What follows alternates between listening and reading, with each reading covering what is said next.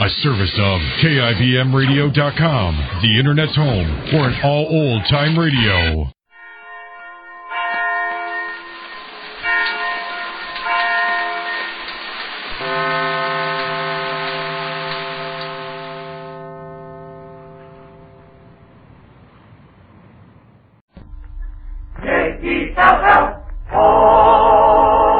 The Jell-O program, starring Jack Benny, with Mary Livingston, Phil Harris, Dennis Day, and yours truly, Donald Wilson. The orchestra opens the program with Baby Me.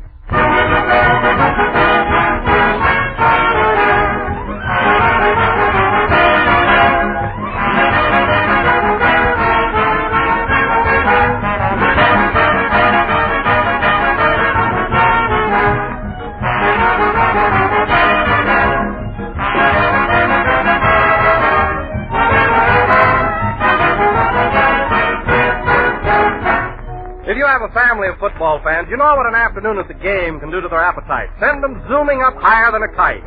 So be prepared with a good hearty meal. And for dessert, that all-star favorite, Jell-O. You always win with Jell-O. You make a touchdown every time. It's so good to look at, gayer than the college colors. Cheerful and bright and appetizing, and it's so good to eat. Jell-O's rich, zestful fruit flavors make a real occasion out of every meal. Strawberry, raspberry, cherry, orange, lemon, and lime. All six are chock full of extra rich flavors that taste as tempting as the ripe fruit itself.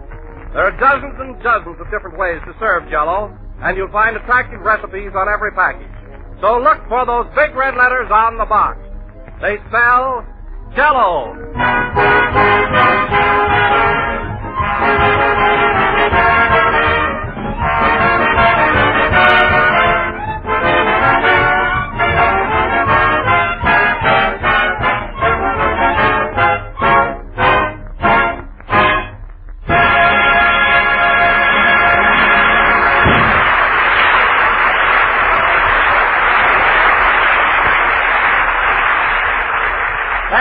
Baby Me, played by the orchestra. Now, folks, as you all know, 447 years ago last Thursday, Christopher Columbus discovered America. That's right, Don. To finance this expedition, he borrowed a huge sum of money from Queen Isabella of Spain. Yep.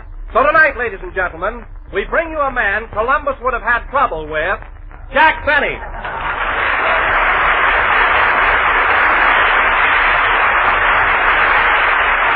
Thank you. Thank you. Hello again. This is Jack Benny talking. And, Don, although I appreciate your timely introduction, aren't you assuming too much? Now, what do you mean? Well, how do you know Columbus would have had trouble borrowing money from me? That's just a wild guess.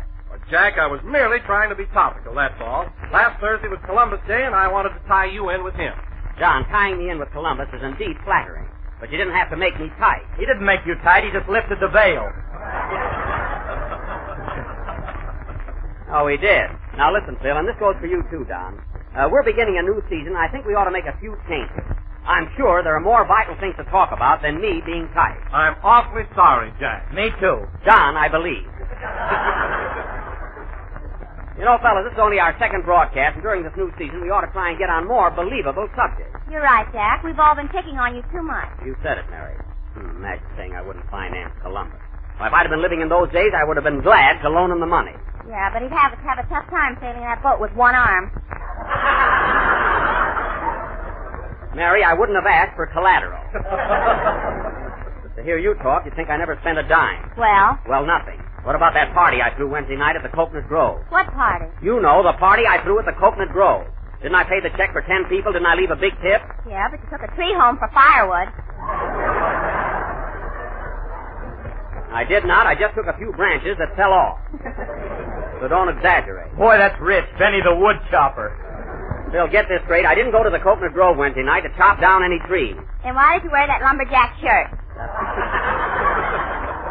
That wasn't a lumberjack shirt. That was my tuxedo shirt that was washed with some plaid socks.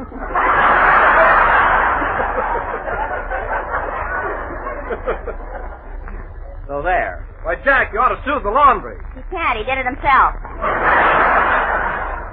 Well, you're certainly right up on your toes tonight, Miss Livingston. Quite a contrast to your opening performance last Sunday. You said it, Jack. Oh, boy, was I nervous. I nearly fainted. I'll say it is. It's a wonder you couldn't control yourself. You've been on the air before. Why all the worry? Did you ever have a strap break in the middle of a program?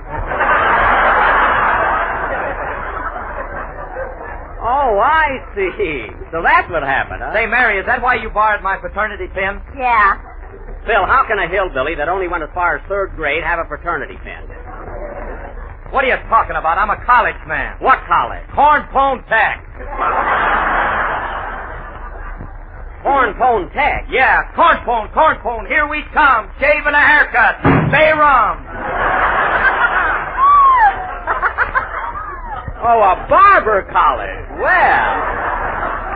Well, I'm certainly glad to hear that, Phil. Right after the program, I'll let you cut my hair. Okay, just send it over to the Wilshire Bowl.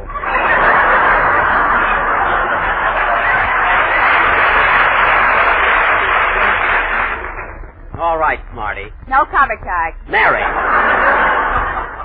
Now, wait a minute, fellas. That's another topic I want dismissed this season. I don't want to hear another word about my toupee, because I don't wear one. What's that over your right ear, a halo? Now, Mary, cut it out and let's change the subject. Say, Don, come here a minute. What is it, Jack? Did you hear any nice reports on our opening program last Sunday? I mean, was there any good comment on it? Why, yes, everyone I talked with liked it very much, and they were especially enthusiastic about our new tenor, Dennis Day. Oh, well, of course, he was a little nervous his first time on the air. Well, I have to admit, Jack, that I was pretty nervous myself. I had the shakes, too. Phil, you've never had anything that a good night's sleep won't cure.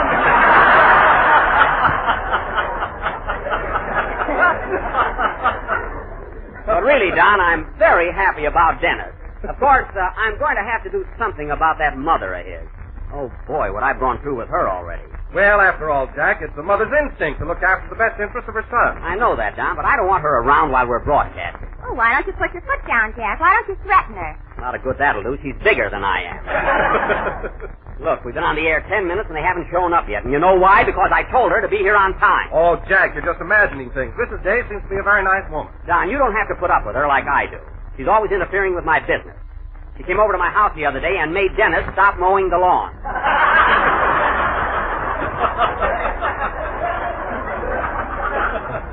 How do you like that? Don't tell me you got that kid mowing your lawn already. Well, it keeps him out of mischief, and besides, Dennis was perfectly willing to do it. He should be. You got it in his contract. I have not. His mother took it out. Anyway, my lawn sure looks nice, half mowed. Well, why don't you make Rochester finish it? Oh, he can't. He joined some kind of a union where he can only do 5 jobs for me. He's up to his quota now. Anyway, fellas, getting back to Mrs. Day, if she does... Whoop, that must be her now. Don't say anything, fellas. Come in. Well, Andy! Hiya, Buck!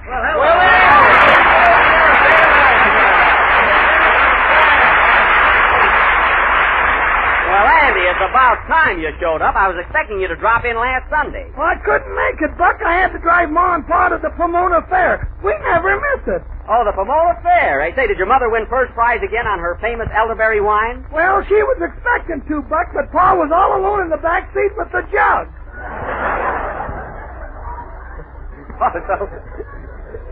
So your Pa drank it, huh? I think so. We passed an orange grove on the way, and Pa said, "Holy smoke, look at that sunset." Well, then you're probably right. Say, Andy, they generally have pretty good exhibits at the Pomona Fair. How were they this year? Swell. The farm products were wonderful. You know, Buck, they had an ear of corn there 3 feet long. What was that, Andy? I knew you'd be interested, Phil. Well, I'm glad you had such a good time, Andy. By the way, did you get a chance to tune in on our show last week? I sure did, Buck. How'd you like our new tenor, Dennis Day? Well, he was great, but Ma was a little disappointed. She thought I was going to sing this year. Well, you can hardly talk that well. That's all we need. Now, wait a minute, Andy, wait a minute. You're not a tenor. I am on some words. You're a quartet on some words.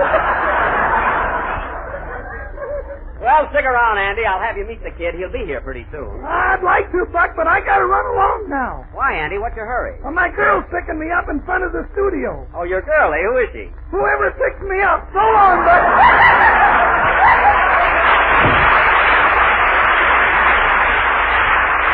Well, say, that Andy's getting to be quite a devil. Well, come on, Phil. Let's get going with the show. How about a number? Okay, Jackson, would you like a newie or an oldie? Phil, just play a goodie if you can-y. A newie or an oldie.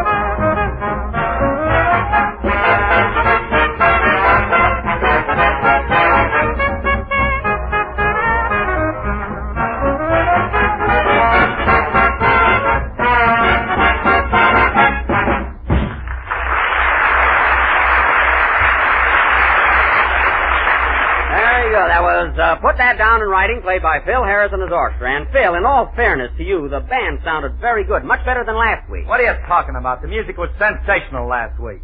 Sensational? Yeah, did you see that marvelous write-up I got in the musical Curio? The musical what? Curio. I got it right here. Let's see that. Curio. That's Courier, musical Courier.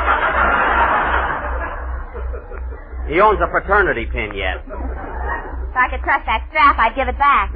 I don't blame you. What does the write-up say, Phil? It's a rave from start to finish, kid. You read it, Jackson. I don't want to sound hammy. Okay. It says, musical review. Phil Harris and his orchestra are back again on the Jello program this year. And on the opening broadcast, Sunday, October 8th, we can only say that the music was abominable. I guess that's bad, eh?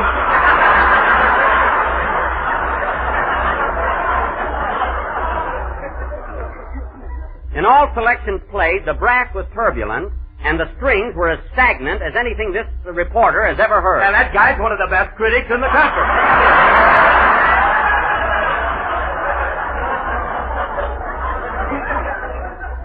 He certainly is, Phil, so that's what you call a rave notice, eh? Sure, I got a scrapbook full of that stuff. Did you hear that, Mary? He saves those kind of write-ups. Maybe he's going to blackmail himself. That must be it. What are you kids talking about? Why, that's one of the best write-ups I ever got. Did you notice them big words? Phil, this review says that your music was abominable, turbulent, stagnant. If you take a bow on that, it proves that you're definitely an illiterate egomaniac. No kidding. See, that went to his head, too. Well, I give up. I did my best. Now, let's drop all this nonsense and get down to business. Say, Jack. Yes, Don? Speaking of write-ups, our opening program got a lovely notice in the Grocer's Journal. Oh, in the Grocer's Journal, eh? Have you got it with you, Don? Sure, here it is, right here. It says, the Jello program opened its fall season last Sunday night with a most enjoyable half hour. Well. It was a distinct pleasure to hear Don Jolly Boy Wilson. Jolly Boy? Yeah. Again remind us that Jello is not only economical and easy to make, but that it comes in 6 delicious flavors: strawberry, raspberry, cherry, orange, lemon, and lime. Well, that's very nice, Don. Doesn't it say anything about the rest of it? Oh, yes, it says, Jack Benny, Mary Livingston, and Phil Harris maintained perfect silence as Mr. Wilson, in a voice vibrant with emotion, stressed the importance of insisting on genuine Jello with the big red letters on the box. Well, that's a marvelous review, Don. You went over very big. You know, fellas, when you get that kind of... Say, Jack, What? here comes Dennis Day now. Where? Right behind his mother. Oh, yes, yes. Hello? Hello, Dennis? Oh, hello, Mr. Benny.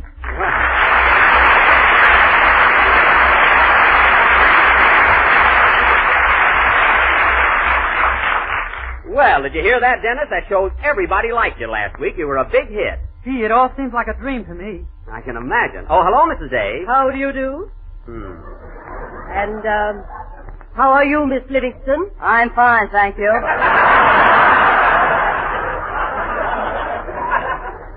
Mary. Now, Dennis. Yes, please? Dennis, I don't want to harp on any particular subject because this is all new to you. But as I told you last Sunday, it's rather important that you be here on time. You're a little late again today. I'm very sorry, Mr. Benny. That's quite all right. You see, we haven't lived out here very long. You've apologized, Dennis. That's enough. But, Mrs. Day, your son was just trying to be courteous, that's all. He said he was sorry. That's all that's necessary. Oh, brother. What was that? I said, oh, brother. I was talking to my brother. He's sitting in the 18th row. Hello, Sam.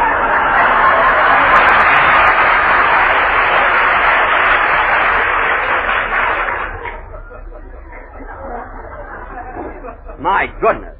Now, Dennis, tell me, did you hear any nice comments about your singing last week? Did your friends like you? Oh, yes, Mr. Benny. I was so thrilled that I took the first paycheck you gave me and framed it. Oh, you framed your check. You mean you're not even going to cash it? No, sir, never. This is the happiest moment of Jack's life. Now, Mary, I'm glad he's sentimental. It shows good character, Dennis. Thanks for the frame, Mr. Benny. Never mind. You know, Dennis, I'm one of the friends who thought you were grand last week. You went over very well. Sure, the kid went over. Say, Mrs. Day, how'd you like the way my orchestra accompanied your son? Since you asked me, I thought the music was a bum. There you are, Jackson. Everybody says so.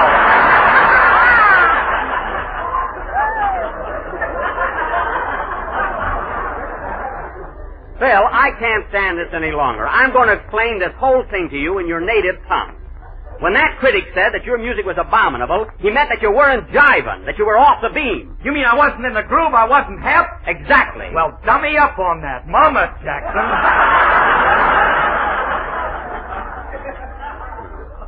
Now, don't take it too hard, Phil. We all get a bad write-up once in a while. Shucks, and I just subscribed to that paper for 25 years. Well, that's too bad. Oh, Jack, you shouldn't have told him. He was so ignorant and happy. I did it for his own good, Mary. Phil's been getting pretty swell-headed lately. Is that so? Yes, Phil. You know, there's an old Chinese proverb that says, when orchestra leaders get kicked in pants, hats fit better. Remember that, Phil. Now, Dennis. Yes, please? We're ready for a number. Have you got your song prepared for tonight? Oh, indeed I have, Mr. Benny. Okay, so now, ladies and gentlemen, Dennis Day, our young vocal discovery, will sing that old and popular favorite, Melancholy Baby. Dennis is not going to sing Melancholy Baby. He's going to sing Cinderella, Stay in My Arms. Now, Mrs. Day, I've arranged with Dennis to sing Melancholy Baby. It's my favorite torch song. Dennis is singing Cinderella, Stay in My Arms. Just 1 minute, Mrs. Day. Whose program is this? It's up for grabs. Stay out of this, Mary. Ladies and gentlemen, Dennis Day is going to sing Melancholy Baby. Oh, no, he isn't. Oh, yes, he is. It's no use, Mr. Benny.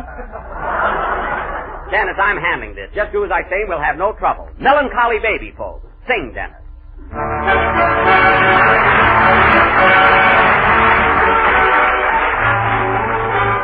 A few minutes to midnight, half a ball of a crowd was swaying. Then two charming people went dancing by, and I heard him say, "Stay in my arms, Cinderella, while the clock is striking, I'll hold you. At the stroke of 12, don't run away. Oh, can't you hear my heart? It begs you to stay in my arms, Cinderella. Maybe I'm that fella, Prince Charming. Since I met you, I've had one design. Your wedding shoes placed next to mine. Midnight of midnights and so divine. Cinderella, stay in my arms.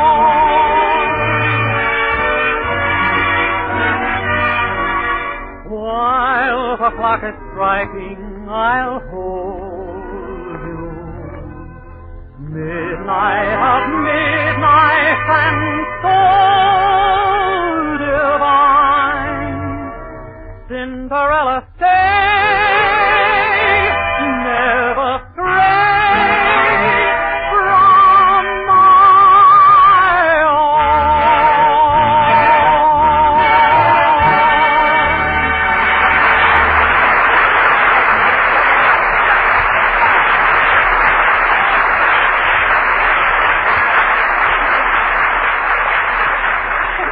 Was Melancholy Baby, sung by Dennis Day.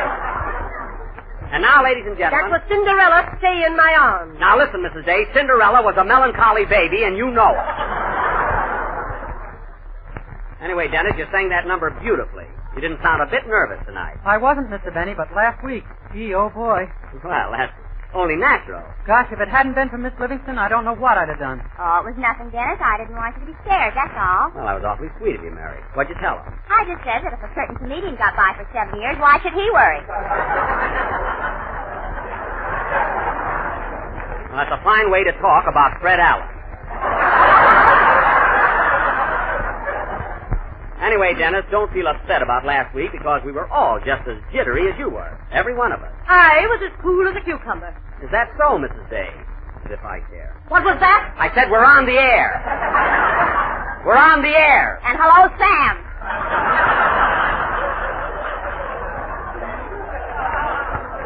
Mary, I'm talking. And now, ladies and gentlemen, if I may resume control here, I would like to announce our play for next Sunday. A week from tonight, the Benny Belligerent Barnstormers will inaugurate their new season of dramatic offerings.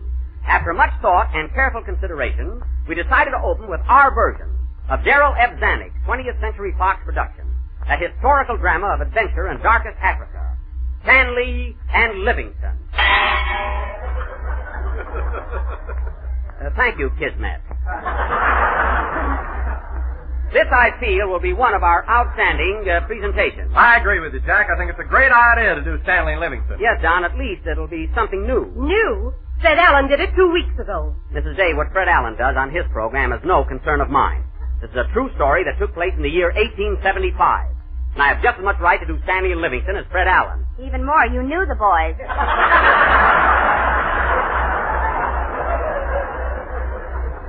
I'm not that old, Mary.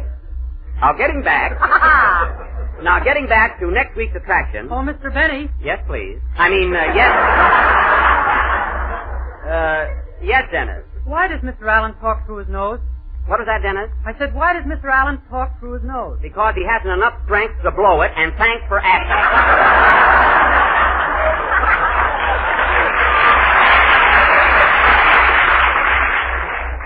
Now, ladies and gentlemen, oh, gosh, I hope he's listening. And now, ladies and gentlemen, we are going to take the remaining moments of our program to give you a preview of some of the highlights from next week's stirring drama. First, pardon me, I'll take it. Hello? Oh, Mr. Bennett, it's Rochester. Well, Rochester, I'm busy now. Call me back later. But it's important, boss. Carmichael's got a toothache. Toothache? Doggone, I knew there was something wrong with that polar bear this morning. Is he in pain, Rochester? Yes, boss, and he's in a bad mood. I threw a fish at him, and he declined it right back in my face. Well, Rochester, it's your own fault. Carmichael wouldn't have a toothache if you take care of him. Did you brush his teeth this morning? Only as I passed by.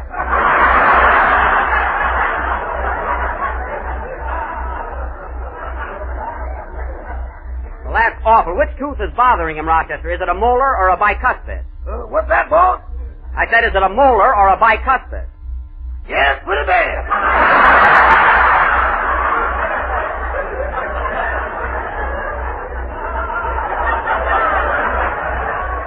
Rochester, what I'm trying to get at, what's bothering him? Is it a front tooth or a back tooth? It's that long front one. The one he dimpled my leg with. Well, look, I'll be home pretty soon. Meanwhile, here's what I want you to do. Now, pay strict attention. Okay, boss. Now, take a piece of cotton. Take a piece of cotton. Roll it into a ball. Roll it into a ball. Put some toothache drops on it. Put some toothache drops on it. And then shove it in the cavity.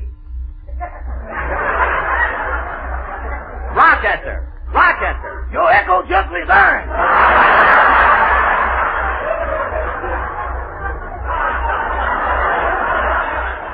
For heaven's sake, now, don't be such a coward. Animals understand when you're trying to help them. Uh-huh. You remember that story about the man who took a thorn out of the lion's paw? Yeah, what'll become of him?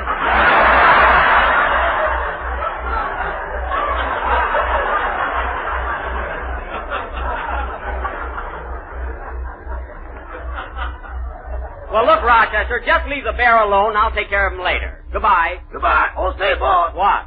Can I borrow your top hat tonight? My top hat? Yeah, I got a date with a tall girl. Well, just stand on your tiptoes and leave my hat alone. Goodbye. That polar bear's got more trouble. What's the matter, Jack? Oh, Carmichael's got a toothache. There'll be no living with him all week. Well, where were we? You were going to give us a preview of Stanley and Livingston. Oh, yes. And now, ladies and gentlemen, for the highlights of our next week's attraction, Stanley and Livingston. That thrilling saga of the Dark Continent. Take it, Don. Africa. The jungle. Headhunters. These, ladies and gentlemen, are just a few of the highlights from next week's Sunday's sensational offering, Stanley and Livingston. So be sure and tune in. Pardon me, come in. Mr. Benny? Yes? I'll be seeing you in the jungle next week. Oh, are you a headhunter? No, hair is all I'm after. Goodbye. And he's not kidding, folks. Play.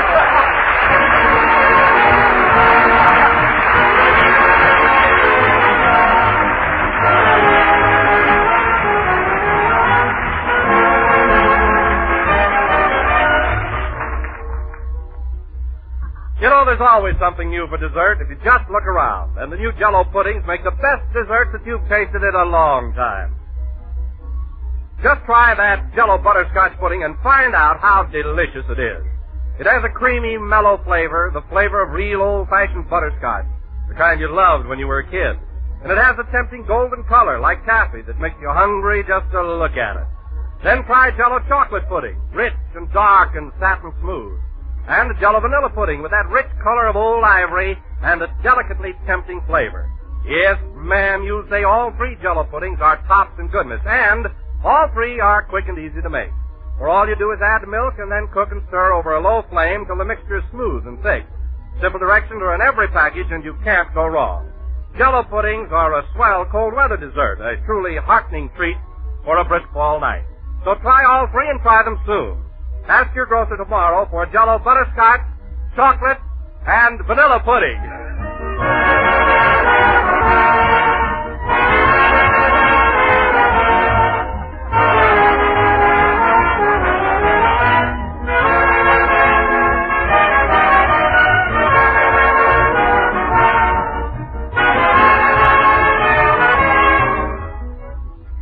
This is the last number of the second program in the new Jell-O series, and we will be with you again next Sunday night at the same time. So be sure and listen in to the opening of our dramatic season. Say, Jack. What? Let's stop someplace and get a sandwich. I can't, Mary. I got to run home and take care of Carmichael. Oh, say, do you know a good dentist I can get for him? Sure, I got an uncle that's a swell dentist. Well, call him, will you? Is he painless? No, he's got rheumatism, something awful. Oh, well, I guess he'll do. Good night, folks.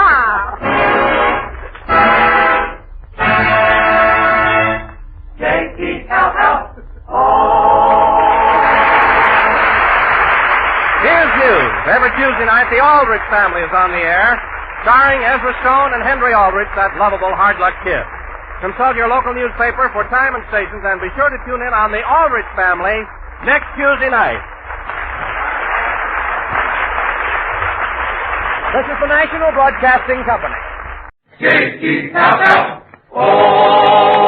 The Jell-O program starring Jack Benny with Mary Livingston, Phil Harris, Dennis Day, and yours truly, Don Wilson. The orchestra opens the program with Good Morning from Babes in Arms.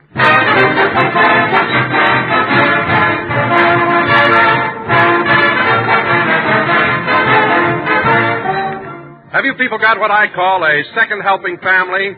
A bunch of real he-man eaters who always come back for more? Well, if you have, Jell-O is one mighty fine answer. For with Jell-O, you can always have plenty. First, because Jell-O is amazingly inexpensive. It costs only a few cents a package, and one package serves the average family generously.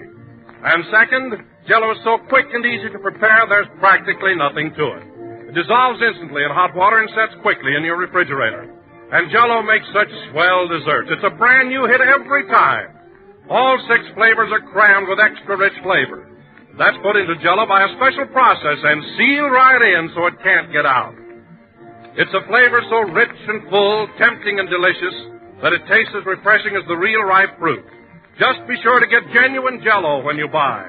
Look for those big red letters on the box. They spell Jell-O.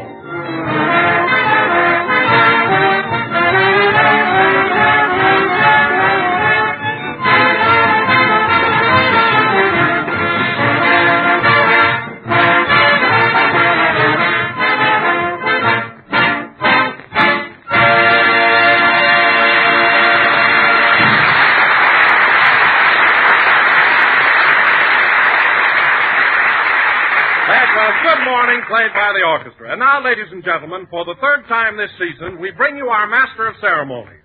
A man who smokes a cigar so short that it finally becomes an inlay, Jack Benny.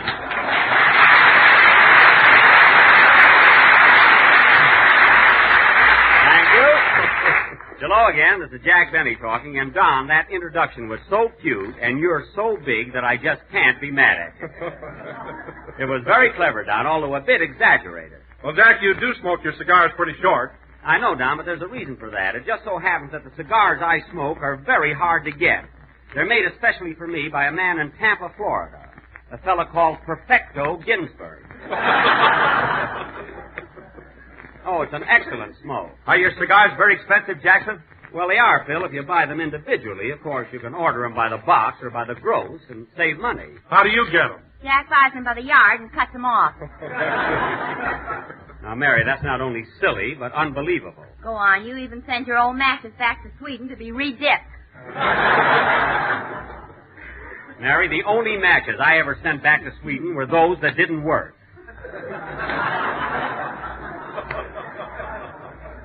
Jeepers, nobody could be as tight as you make me out to be. Oh, no? Tell him what you did last week to little Dennis Day, our new singer. Mary, we got a long play to do tonight. And now, folks... Come on, Mary, what happened? And now, folks... What about Dennis? Jack paid him his salary in silver dollars and then taught him how to stand on his head.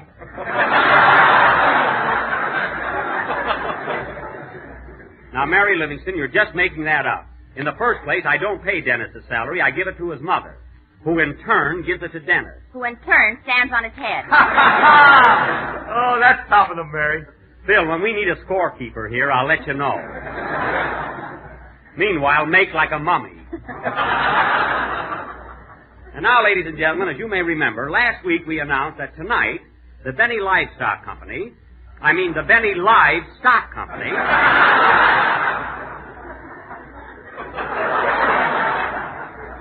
would present their version of Darrell F. Zanuck's production, Stanley and Livingston. Now, in our version, I will play the part of Mr. Stanley, the newspaper man, as portrayed on the screen by that sterling and inimitable actor, Spencer Tracy. Inimitable? Yes. What are you talking about? That guy's a great actor. Phil, that was a compliment. Inimitable means that Spencer Tracy cannot be imitated or duplicated. Not tonight, anyway. We'll see about that. Now, Mary, you're going to be my secretary, and Phil, for some unknown reason, you're going to be the editor of the newspaper. You know, my boss. Your boss, eh? Yes. Benny, you're fired. Wait for the play. And Don, you're going to be a cannibal. Cannibal? Why, Jack, you promised me that I could be the editor. Gee, I have the headlines all set and everything. Yes, Don, I can just see the big red letters on your headlines. Rain tomorrow, so go to your neighborhood grocer for Jell-O today. We'll take care of that for you, Don. Now, Dennis Day. Wait a minute, Jack. Dennis isn't here yet. He isn't? What's the matter with that kid, anyway? I told his mother last week that he must be here on time. You know, Jack, I don't think Mrs. Day likes you very much. Oh, she doesn't? Huh. I should worry and get a wrinkle. Just worry about the ones you got. What was that? What'd you say? I said, just worry about the ones you got. Oh, my wrinkle. Never mind. I'll find out what's keeping that kid. Mary, get Mrs. Day on the telephone. It's Hollywood 2734. I'll tell her a thing or two, believe me. Operator, get me Hollywood 2734. She's been getting away with murder, and I'm not going to put up with her temperament any longer. What are you going to do, get off the program? Phil, you better keep still. I'm mad at you clear through Christmas already.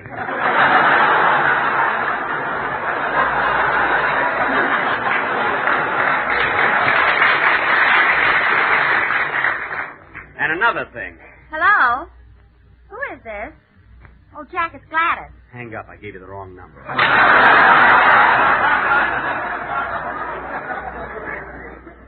Mrs. Day is Oxford 7071. Oh. Operator, get me Oxford 7071. Gee, I got a little mixed up there. Gladys, eh? Say, Jack, is that the tomato I saw you with on Vine Street the other night? Phil, she's going to have her teeth fixed, so no crack. She's a darn nice kid. Hello? Just a minute, Mrs. Day. Here's your call, Jack. Okay. Hello, Mrs. Day. This is Jack Benny. Now, Mrs. Day, what about Dennis? We've been on the air 15 minutes, and he's not here yet. What? He's been a bad boy, and he can't come to the program.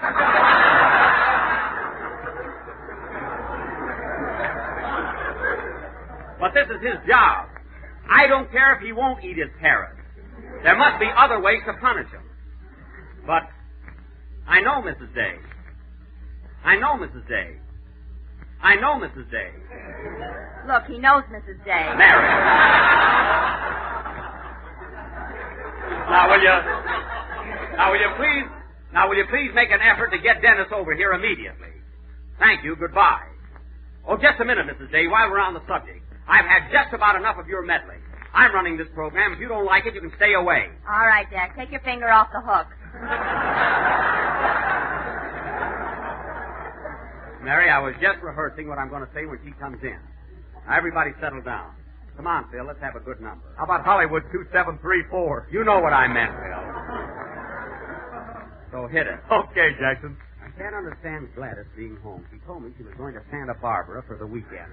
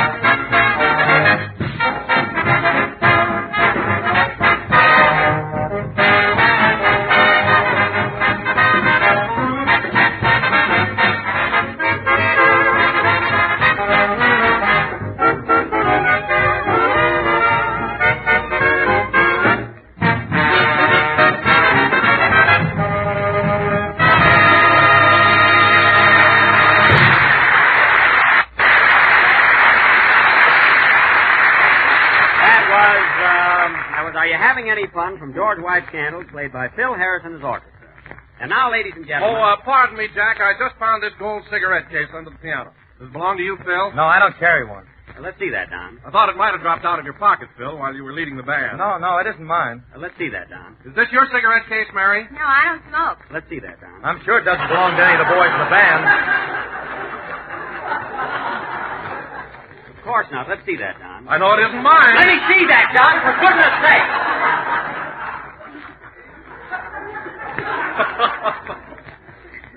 Now, give me that cigarette case, and I'll hold it until the rightful owner claims it. But, Jack, I found it. I better hold it. Don, I'm responsible for anything that's found in the studio, so hand it over. Okay, Jack, here you are. Thanks. And now, folks... Gee, it's beautiful, isn't it? Gold, all right.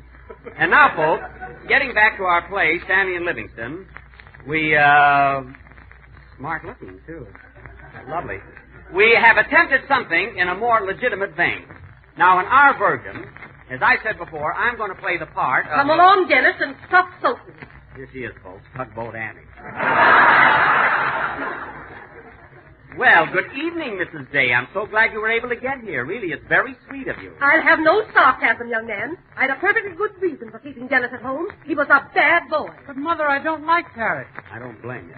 Dennis, if you ever expect to be a great singer, you must eat your vegetables. Mrs. Day, for your information, Bing Crosby never ate a carrot in his life. And he's doing all right. Well, Crosby feeds carrots to his horses. Yes, and look at him.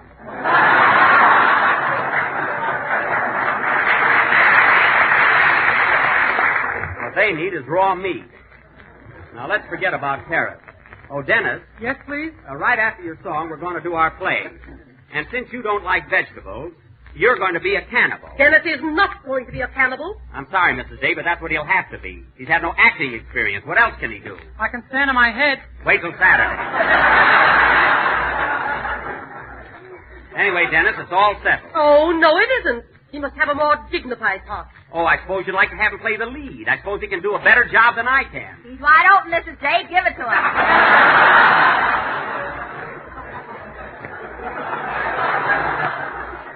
Mary, she doesn't need any help from you. The old hag. What was that? I said, let's play tag. I feel yuck. Do you mind?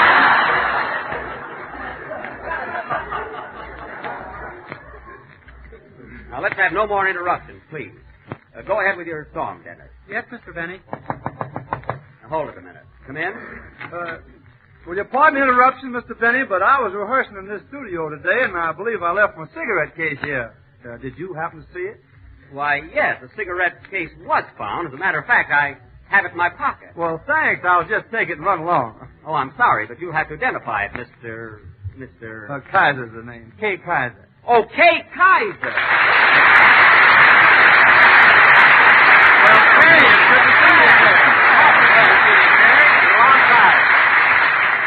morning, folks. How y'all? Well, I didn't recognize you when you came in. Say, who is this guy anyway? Got a big hand. Phil, this is Kay Kaiser, the orchestra leader. Oh, you working around here, Bob?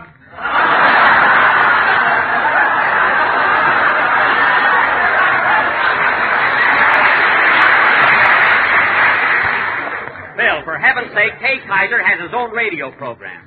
And one of the greatest and most popular bands in the country. Well, thanks, Mr. Benny. Thanks very much. Oh, so you're in my racket, eh, Kaiser? Let me ask you something. How many pianos you got in your band? One. Well, take a look over there. I got 2 pianos. I got one good one.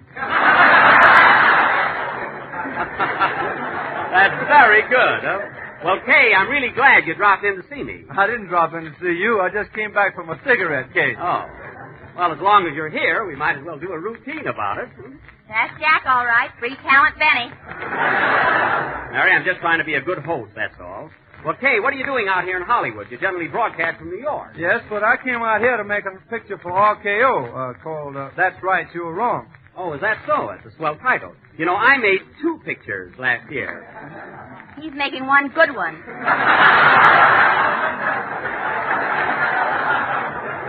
Mary, please. Well, Kay, how much longer are you going to stay in California? Well, we only have one more week out here, so I'd better take my cigarette case now. Oh. Well, look, Kay, I'll be glad to return the case to you, but I've got to be certain it's yours. Can you identify it? Why, certainly. There's a monogram on it. It says KK. What more do you want? Now, wait a minute. KK could stand for a lot of things. Kris Kringle or Crazy Cat. Why, it could even stand for Phil Harris. Oh, you mean Colonel Corn? That's it exactly. Well, Kay, I'm afraid you'll have to identify the case a little better than that. Well, I don't know if I can. I just got it yesterday for a present. Well, maybe I can help you. Can you stand a quiz? Why, sure, sir. Shoot the sizzling sibling sticklers, and I'll endeavor to circumvent the seriousness of the situation I'm in. Oh.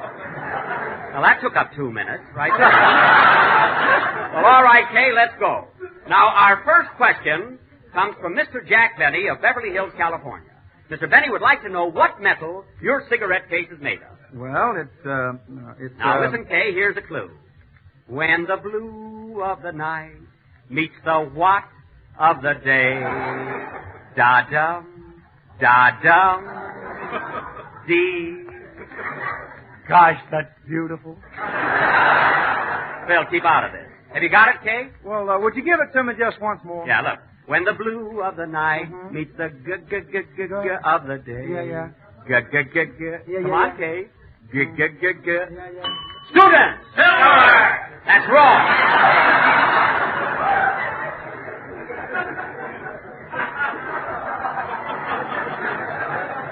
It's gold. Now, Kay, I'll give you another chance. What's inside the case? Cigarette. Correct. And what kind of cigarettes are they? Now, let's see. I should know. Well, Cigarettes. Okay, here's a clue. You are my la-la star. You are my what star. Lucky! Lucky what? Lucky Strikes, and thanks for the plug! That's well, Kay, and here you are. You win. Here are your cigarettes. Well, what about the case? You don't get that. You missed the word gold.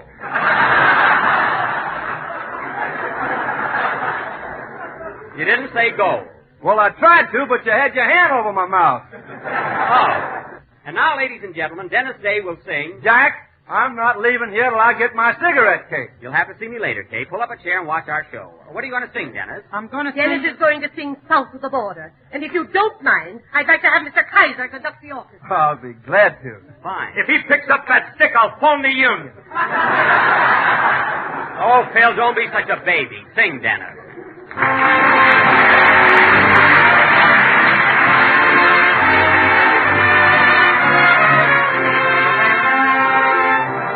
South of the border, down Mexico way. That's where I fell in love when stars above came out to play. And now as I wander, my heart ever strays. South of the border, down Mexico way. She was a picture in old San Spanish lace. Just for a tender while I kissed the smile upon her face, for it was siesta, and we were so gay. South of the border, down Mexico way.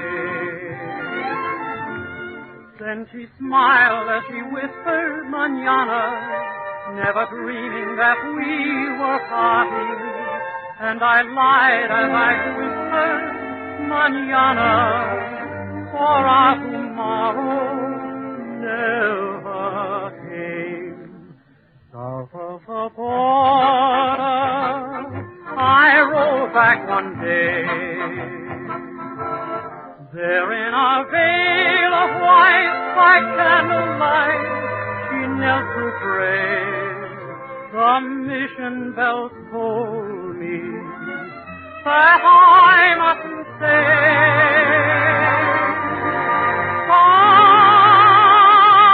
South of the border, down Mexico way.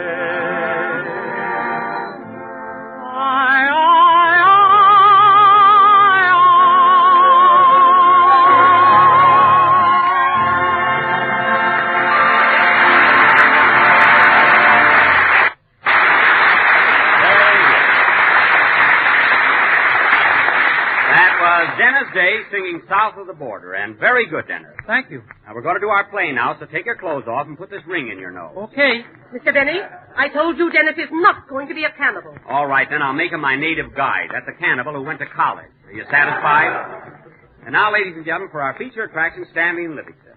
The opening scene is the editorial office of the New York Herald, where we find Jack Stanley, star reporter, and his secretary, Miss Mary Latouche.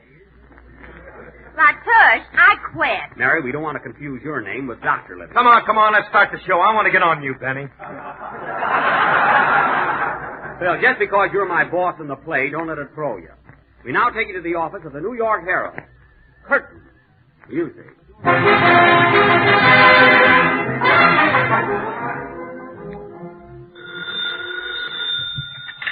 Hello, New York Herald. Miss Latouche speaking. I hate that name. Mary. What's that? Yes? 9:30? All right, I'll tell him. Who was that? Gladys. Oh. She wants you to bring some White Rock.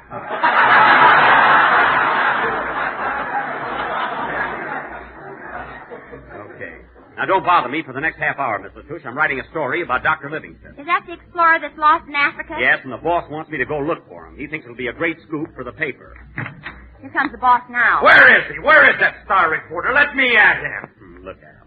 Hello, Chief. Oh, there you are. Now, see here, Stanley. I've been looking over that story you turned in yesterday, and it's the worst lot of junk I ever heard. Well, I thought it was pretty good, Chief. Good? Why, that stuff was turbulent, stagnant, abominable. You're showing off now. Last week you didn't even know what that meant. Never mind the wisecracks. You either go out and get some hot news or resignate.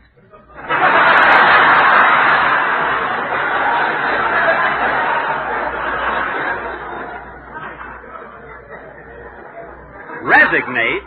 I knew he'd slip. Well, look, Chief, I'm trying to get all the news I can. Well, you can't sit here and wait for it. You gotta go out and dig. Chop, chop, chop. Well, all right. I'm doing my best, Chief. And another thing, Stanley, I gave you an assignment 2 weeks ago. I told you to go to Africa and find Dr. Livingston. Well, I'm waiting for my laundry to come back. He sends it to Waukegan. I do not. Now listen, Stanley, you better find Livingston or you're fired. You hear? Fired. Okay, Chief. Goodbye. Goodbye. Oh, boy, was that fun. The last time I'll work for him as long as he works for me. Well, so long, Miss Latouche. It looks like I gotta go to Africa. I'm off to the jungle. Wait a minute, I'm going with you. Oh, what could you do there? You need a straight man, don't you? That's right. Well, come along, gal. We might as well leave right now. We'll find Dr. Livingston, or my name ain't Jack Stanley.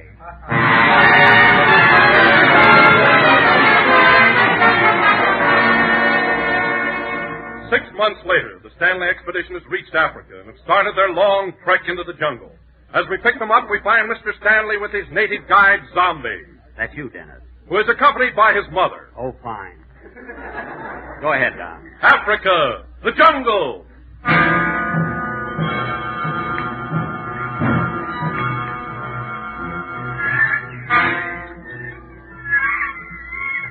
Gee, it's hot. 4 months trekking through the jungle and still no trace of Dr. Livingston. Miss Toothache, what do you got your finger up in the air for? I'm trekking, too. Now, stick close to me. We're in constant danger. I wonder where we are. Wait, I'll ask my native guide. Hey, Zombie. Yes, please? How far are we from Tanganyika? Me think got him walk 6 more miles. Dennis, what's your language? Mrs. Day, he's a native. He's supposed to talk like that. Oh. Lead the way, Zombie. That's just about enough of this jungle. Nothing but swamps and wild animals and those awful tsetse flies. I wish they'd stay off my glasses.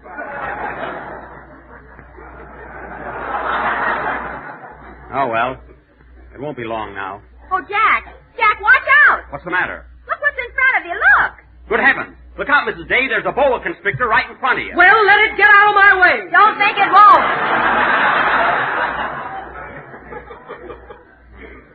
Now, let's all be careful and stick close together. We gotta watch out for cannibals. Come on, Zombie. Lead the way. 6 hours later, our little group of explorers is approaching the village of Tanganyika. It's a wild and desolate country.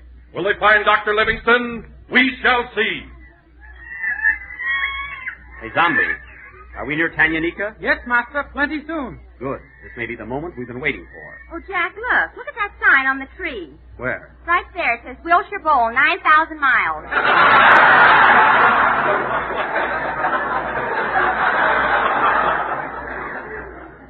I must make a note of that. The boss will give me a raise. Hey, wait a minute. See that hut over there in the clearing? Look, master. White man. White man. You're right, Zombie. Where are you going, Jack? I'm going over and talk to him. That might be Livingston. Pardon me, sir. Are you Dr. Livingston? No, I'm young Dr. Kildare.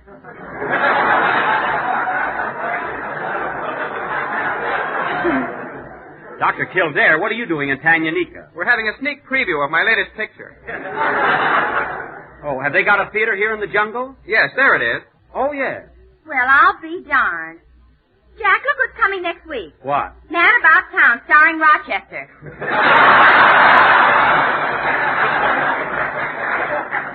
Oh, well, I got a fine chance here. Oh, well. So long, Doctor. So long. Lead the way, Zombie. We must find Livingston. 3 weeks later, the Stanley expedition, tired and weary, have now reached the little village of Zambezi. Will they find Dr. Livingston? No. Well, there's no use stopping here. Come on, kid. We must find Livingston. 2 years later, and our brave little band of explorers, after many hardships and privations, have now reached the little village of Tanganyika. Tanganyika? We were here 2 years ago. What's the matter with you, Zombie? Don't blame Dennis. Well, he's our guide, isn't he? Dennis is doing the best he can. Mrs. Day, my nerves are shattered. I'm at my rope's end. We're out in the jungle. Take it easy. Well, I'm afraid we'll have to give up. Our expedition is a failure. Listen, you hear that? What is that, Zombie? Ujiji tribe. Very bad cannibals. Cannibals? Don't worry, Miss Toothache. I'll talk to these Ujijis in their native tongue. Here they come now. Gee, they look fierce. Yeah, look at their leader. Are those Keith? It ain't a grand piano. All of you stay here. I'll go ahead and talk to them.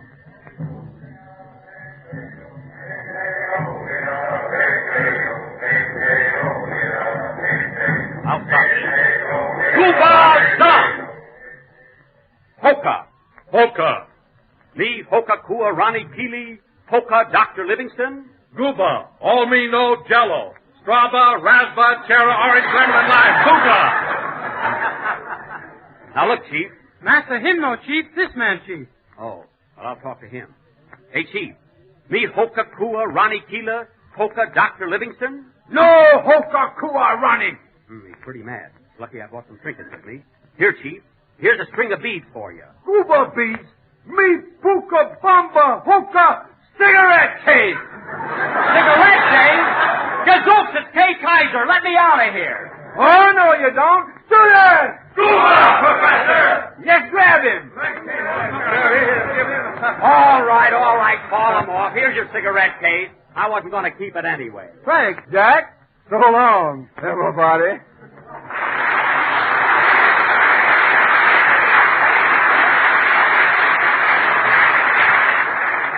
With all the cannibals in Africa, I had to meet him. Oh, well, played, Bill.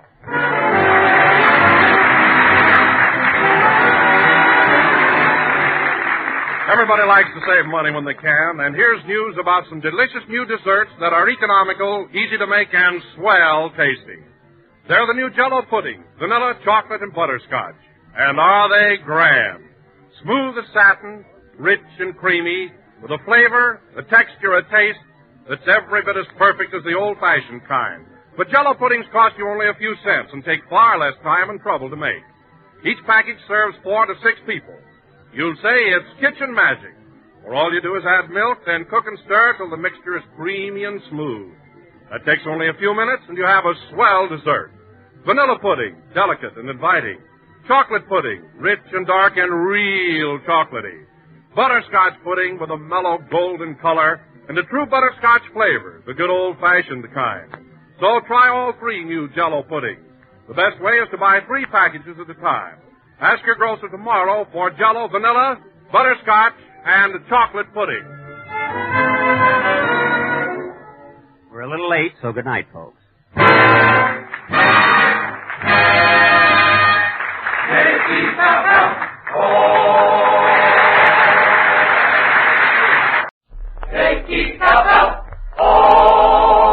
The Jell-O program starring Jack Benny with Mary Livingston, Phil Harris, Dennis Day, and yours truly, Don Wilson. The orchestra opens the program with All in Favor, Say Aye.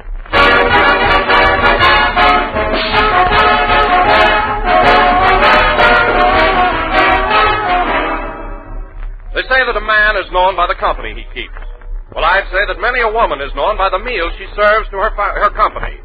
Now you can always be sure of yourself when you're planning Jell-O for dessert. You know from the very start that it's bound to be a success. No matter how you serve it, Jell-O is a triumph. A shimmering mold of strawberry Jell-O garnished with nuts and whipped cream. Sherbet glasses of twinkling Jell-O cubes. Rich red cherry or sea green lime. A beautiful mold of layered Jell-O. Golden lemon with rose-colored raspberry. Foamy whipped Jell-O as light as a cloud. Oh, there are dozens and dozens of ideas, all grand-looking and all grand-tasting. For Jell-O brings you that wonderful extra-rich flavor that can't be topped for delicious goodness. Just be sure to look for those big red letters on the box that spell Jell-O. For that name is a trademark, the property of General Foods, and it tells you here is the real thing. The one and only Jell-O.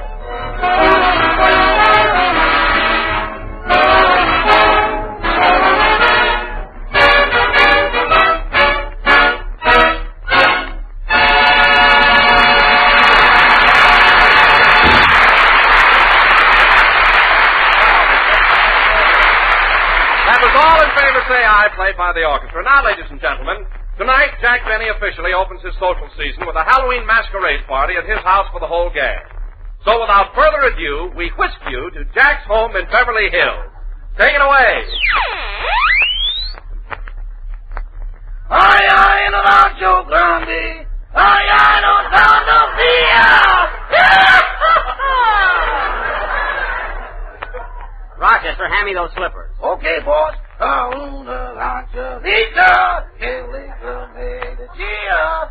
Rochester, will you please stop that yodeling and help me with my costume? I want to be all dressed up when the others get here. You sure look funny in that outfit, boss. Who are you supposed to be? What's that? What famous character are you struggling to convey?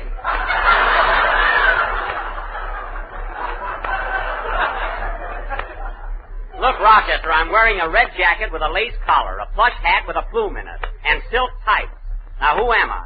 I don't know. I'm Romeo. Romeo. The great lover? Yes. Say, boss, ain't you present a little?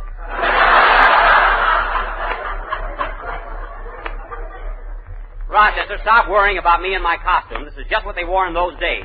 My goodness, haven't you ever seen a Shakespearean play? I never saw the Mikado till they swung it.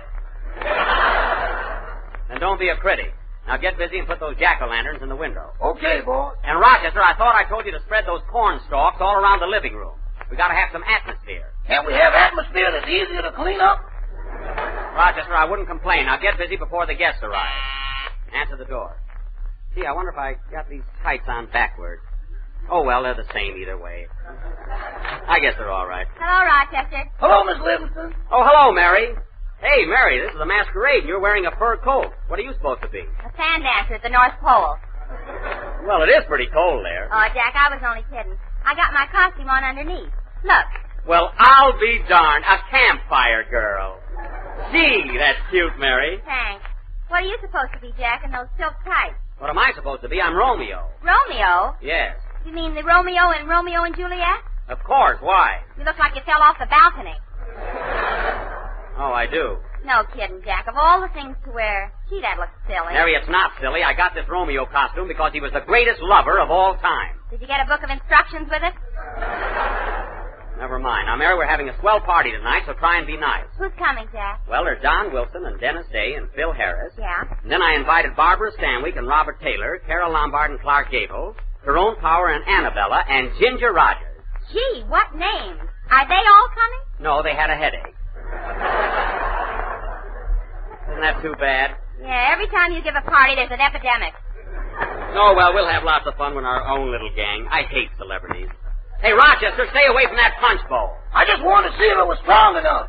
Strong enough? Yeah, the last party you gave, nobody passed out.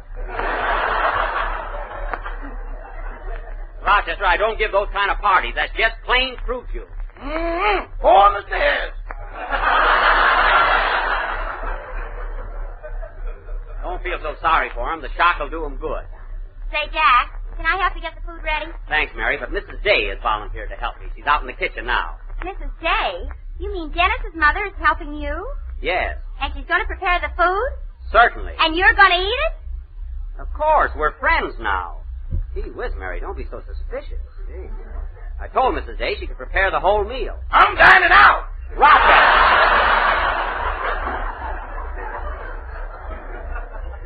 You'll stay right here and take a chance like I do. Gosh, Mary, to hear you talk, you'd think Mrs. Day was gonna... You'd think she was gonna poison... Oh, perish the thought. Anyway, Mary, when you get to know Mrs. Day, she's a very sweet woman. Hey, boss. Yes? Where do you want me to hang this mistletoe? Mistletoe? Don't put that up now. That's for Christmas. Let him alone, Jack. It'll help your Romeo costume. Mary, I can do all right by myself. Now, let's see. Mr. Benny, I was wondering. Oh, good evening, Miss Livingston. Hello, Mrs. Day. Oh, is there anything I can do for you, Mrs. Day? I can't seem to find the sugar. Where do you keep it? The sugar? Have you looked in the sugar bowl? Yes, and all I found was $85. Oh, yes, that's my little nest egg, number 12. Say, Rochester, where do we keep the sugar? $85 is sugar to me. Well, you just forget where it is. Mrs. Day, I think you'll find the sugar on the second shelf right in back of the shoe polish. It's in a big can. Thank you, Mr. Benny. You're welcome. And by the way, Mrs. Day, from now on, let's not be so formal.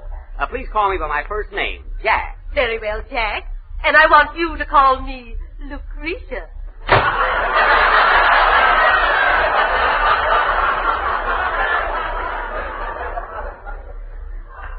Lucretia? I hope I don't get your place.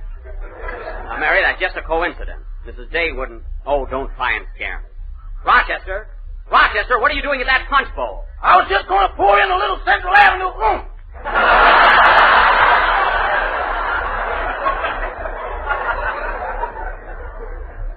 I told you I didn't want any alcohol in it. I wanted to be plain fruit juice. Shucks, people won't even bow for apples in that. Never mind.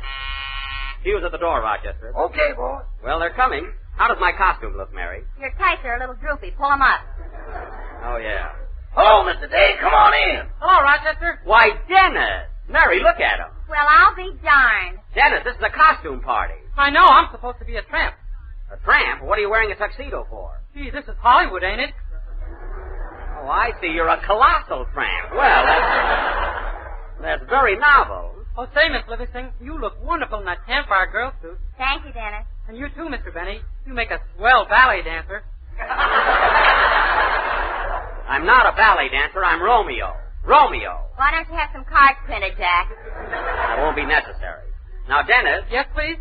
Dennis, don't think I invited you over to my house to work tonight, but we're going to have a little entertainment later on. It would be nice if you'd sing a number. Oh, I'd be glad to, Mr. Benny. Oh, do you mind if I run through it first? No, go right ahead. There's a piano right there. Would you like me to accompany you on the violin? Would you, Dennis? Gee, I'm afraid to say no.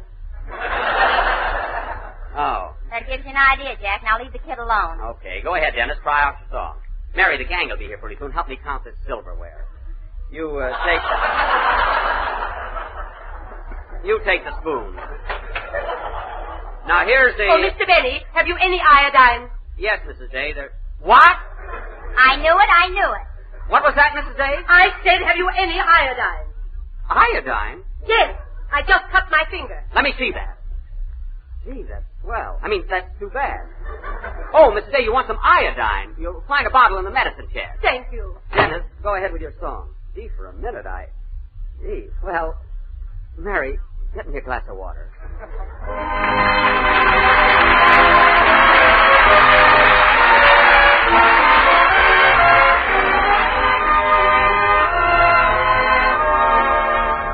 I poured my heart into a song, and when you hear it, please remember from the start, you won't be hearing just the words and tune of a song. You will be listening to my heart. I poured my heart into a song, and I'm afraid the words I chose are not so smart. I couldn't think of clever things to say in my song. I had to say it with my heart. If it never played on the hit parade, it will still contain a heart that is beating true. If it's not a hit, I won't mind a bit, long as it conveys the love that I bear for you. Here is my heart wrapped in a song, and if you take it, please don't tear my song apart. For if you do, you won't be just destroying a song. You will be tearing off my heart.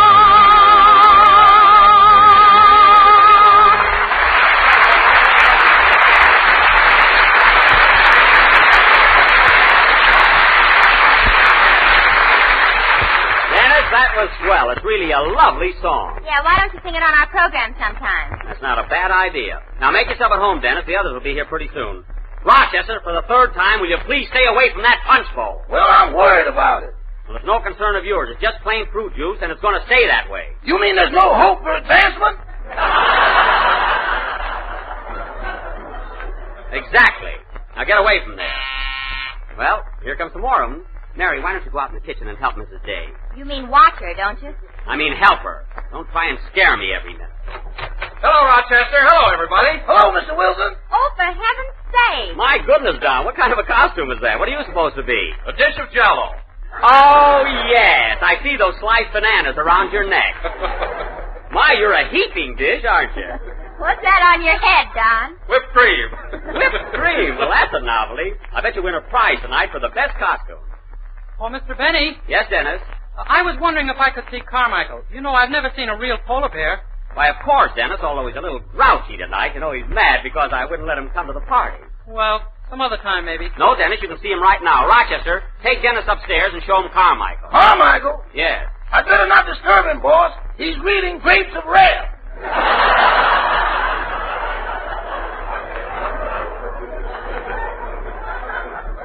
I'm reading that. Take it away from him. Take it away from him. He's using my song for a bookmark now. Oh, don't exaggerate. Now take Dennis upstairs. Never mind, answer the door. I The guy has to argue about everything. Say, Jack, I must tell you, you look swell in that Romeo costume. You see, Miss Livingston? Well, thanks, Don. How'd you know I was Romeo? Mary pinned the sign on your back. Mary. Let's see that sign. Oh, fine. Romeo kicked me. Mary, throw this away. Well, Mr. Harris, come on in. Hi, everybody. Come on in, fellas. You know that, don't you? Hey, Phil, I'm glad you brought your band along. Say, Jackson, you sure got the house fixed up swell. Haven't I, though? Oh, boy, look at those corn stalks. Wouldn't you know it, folks? The first thing. Well, I suppose you fellas are all thirsty. There's a nice bowl of punch on the other side of the room. Walk over and have a drink. It ain't worth the trip.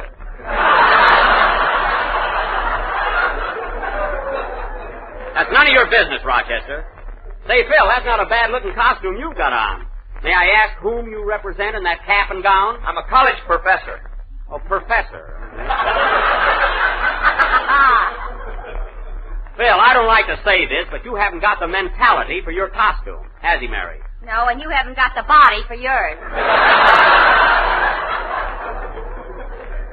Mary, regardless of what you think, I do look like Romeo. No kidding. Are you supposed to be Romeo? That's me, Phil, the great lover. Oh, no, Jackson. No.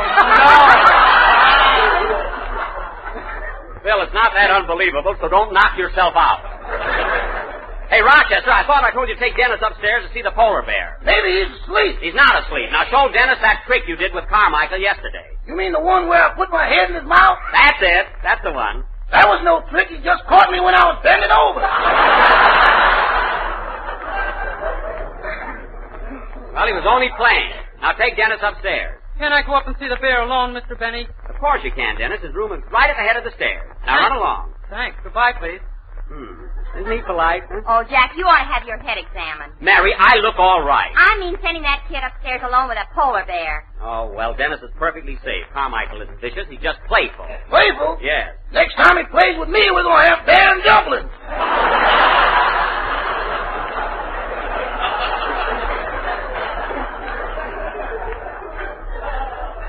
Rochester, if you lay a hand on Carmichael, I'll send you back to that cabin in the cotton. Now remember that. How soon do we go to eat, Jack? I'm getting hungry. Are you down? Well, I got a surprise for you. Mrs. Day is out in the kitchen preparing the dinner. You mean Dennis's mother? Yes, we're pals now. Say, that's wonderful, isn't it? We shall see, the captain shouted. Mary, I want you to stop with that silly idea of yours. Mrs. Day is preparing... Hey, Rochester! Rochester, what did you put in that punch bowl? You mean just now? Yes, just now. What did you put in that punch? I was just stirring it. Rochester, what did you put in that punch? It could have been an idle gesture, you know.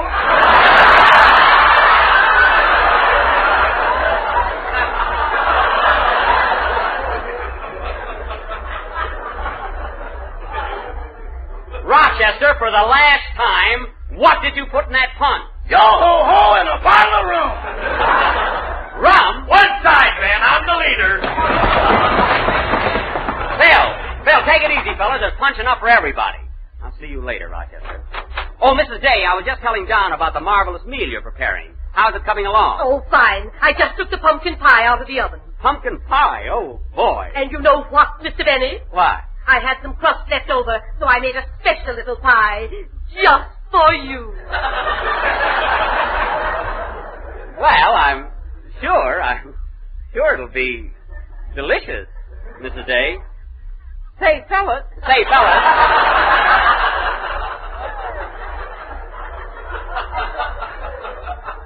Before we go in to eat, what do you say we have a little entertainment? You know, everyone do something. Everybody take part. Okay, what do we do? Well, how about Mary and Phil singing a number? That's swell. How about it, Mary? Oh, Jack, I don't want to sing. Me neither. All right, then I'll tell you what. I'll play a good hot violin solo. How's that? Let's sing, Phil. We haven't a minute to lose. I knew that would do the trick. Come on, Phil. You too, Mary. Go ahead and sing. Wait a minute. Hold everything. Come in. Well, who's this? I don't know. He's got on a white sheet. He's wearing a mask. Yeah, he's disguised as a ghost. Yeah, I wonder who it is. Who are you, stranger? I ain't talking. You gotta guess.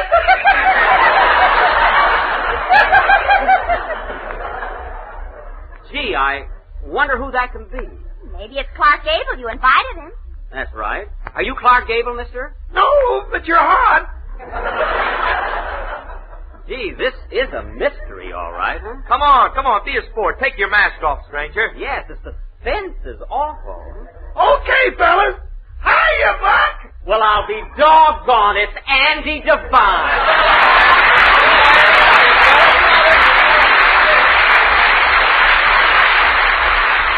Well, Andy. I sure had you fooled, didn't I? You certainly did. Well, make yourself at home, Andy. Come on, take off that sheet. I can't do it, Buck. There's nothing under here but me. Oh, well, then keep it on, by all means. Say, Andy, what do you think of my costume? How do you like these tights? It's swell. What are you supposed to be, a Floridora girl? No, I'm not a Floridora girl. I'm Romeo. Romeo? Yes. Well, I guess closer than you did. I don't know about that. Well, Andy, go over there and have a glass of punch. And Phil, you come back here. You got to sing. Coming, Jackson. Sit down, Andy. Phil and Mary are going to do a song, and then we'll all have something to eat. Oh, that's swell. What's it going to be, Phil? Well, it's a brand new song called Make With the Kisses. Okay, and Don and I will take the second chorus. Hit it, boy.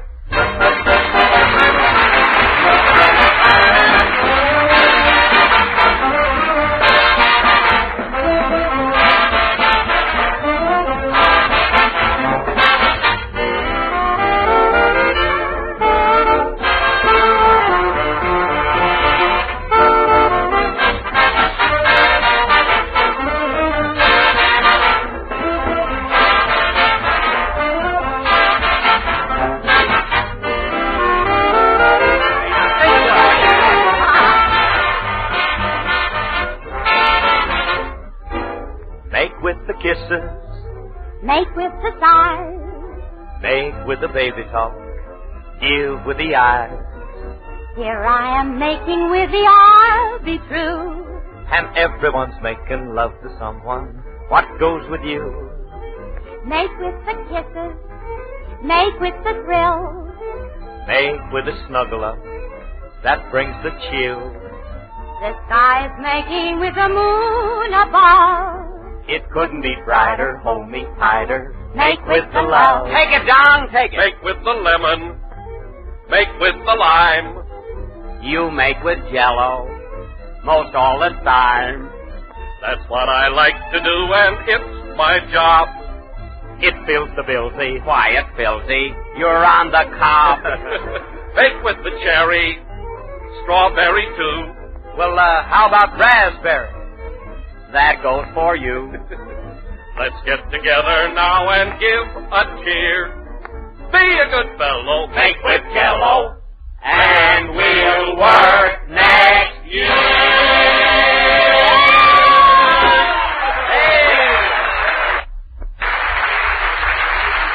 Well, that was very clever, Don. Hey, Buck, how about me singing a chorus? Oh, no, Andy, nothing doing. We'll be eating pretty soon.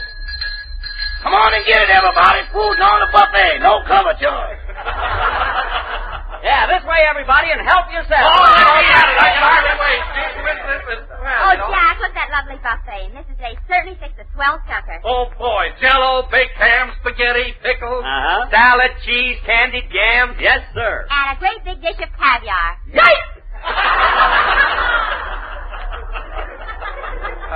I thought I hit that. Oh, well, it's Halloween. Help yourselves, boys. Phil, unless that plate you're fixing is for your whole band, take it easy. My goodness. Mary, look what you did. Look what you dropped on my new Chinese rock. Look what you did with your duck. Well,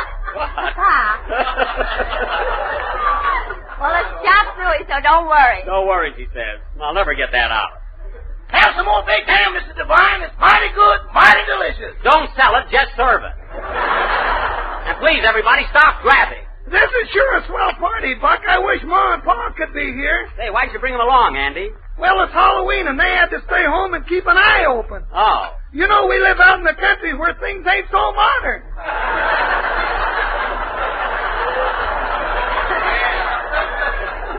Well, they're sure missing a good time. Well, folks, how would you like the food? Hey, it's swell, Mrs. Day. It's wonderful. Now, everybody be sure and save room for some nice homemade pumpkin pie. And here's a little one I made especially for you, Mr. Benny. Gee. Thanks. Here you are. Well, take it. Don't rush me. Well, it certainly looks delicious, doesn't it, Phil? Yeah. Mind if I taste it? No, of course not. Here, have a bite. Thanks. Not bad. Next week, Guy Lombardo and his Royal Canadian.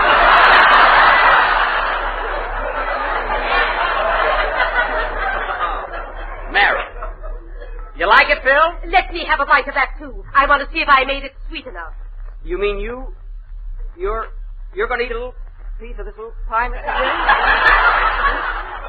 Of course. Why not? Oh, nothing. Darn you, Mary Livingston. Well, let's begin. Pumpkin pie. Oh, boy. Gosh, this is swell. I kind of had you going there, didn't I, Jack? You did not. I knew you were kidding all the time. The color's coming back in your face, too. Well, that's good. Now, fellas, as soon as we get through eating, we're going to play games. What'll it be? I know. Let's play post office. Why, Mrs. Day, Lucretia. I'll tell you what. What's that? It's Carmichael. What's the matter with him? Mother, help! Oh, my goodness, it's Dennis. And Carmichael's right behind him. Dennis, what are you doing with that bear? Grab him, Rochester. I got him, boss.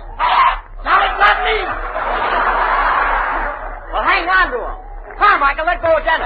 Don, get away from that ham. Man the light post. Quiet. Carmichael, quiet. Carmichael, quiet. Quiet, I say. Carmichael, stop!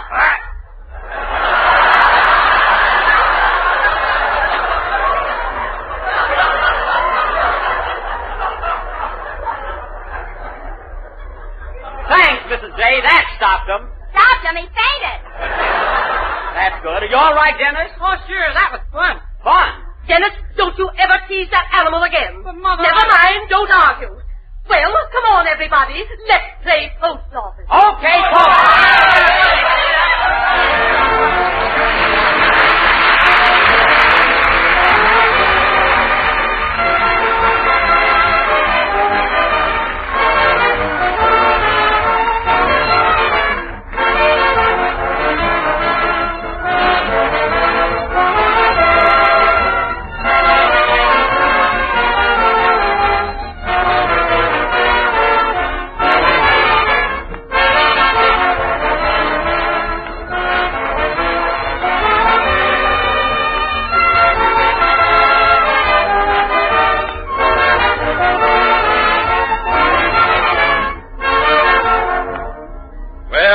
That spooky time of year again when witches on broomsticks are apt to go fluttering past your housetop.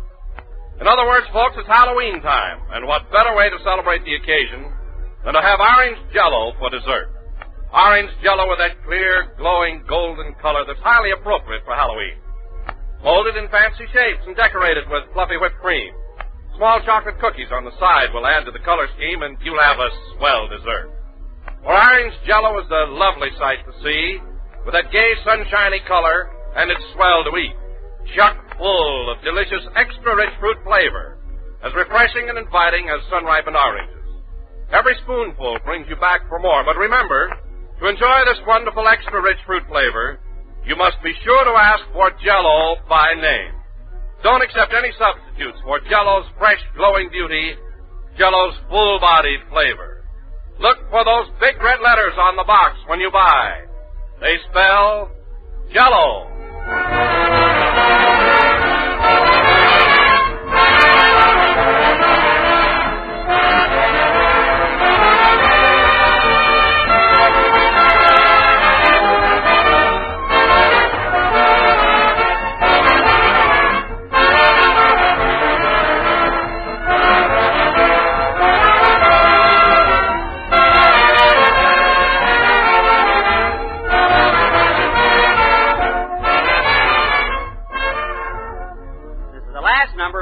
Program in the new Jell-O series, and we will be with you again next Sunday night at the same time. You'll have to excuse me now, folks. We're still playing post office. Oh, Mary, did a message come from me yet?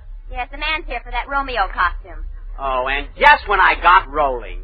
Good night, folks.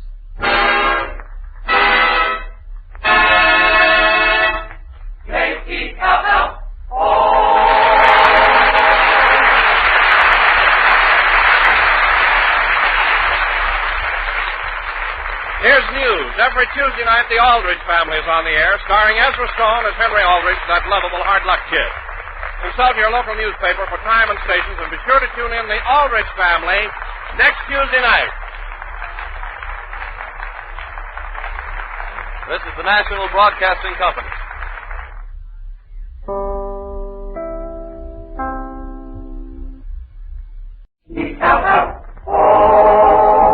The Jell-O program, starring Jack Benny, with Mary Livingston, Phil Harris, Dennis Day, and yours truly, Don Wilson. The orchestra opens the program with Philly.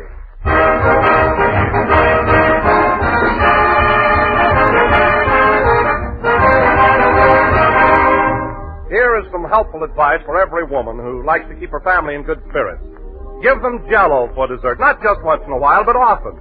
For one of the grandest things about Jell-O is the wide variety of ways in which you can serve it. There are 6 lovely, glowing colors to add real beauty to your menus. 6 rich, delicious flavors to tempt every appetite. And there's almost no limit to the different Jell-O dishes which you can prepare. Dozens and dozens of desserts and salads, easy to make, attractive to look at, well to taste. You'll find definite recipe suggestions on every package of Jell-O. Just be sure you get genuine Jell-O and don't accept any substitute. For there's only one Jell-O, and only Jell-O brings you that delicious, extra-rich flavor. So look for the big red letters on the box. They spell Jell-O, and Jell-O spells a treat.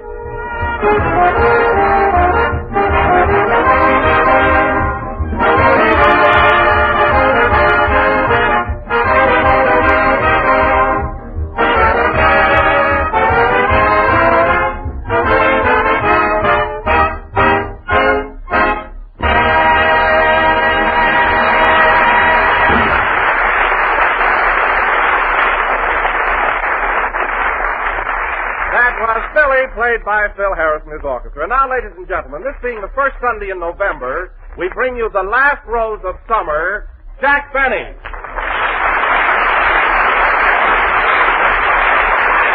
you.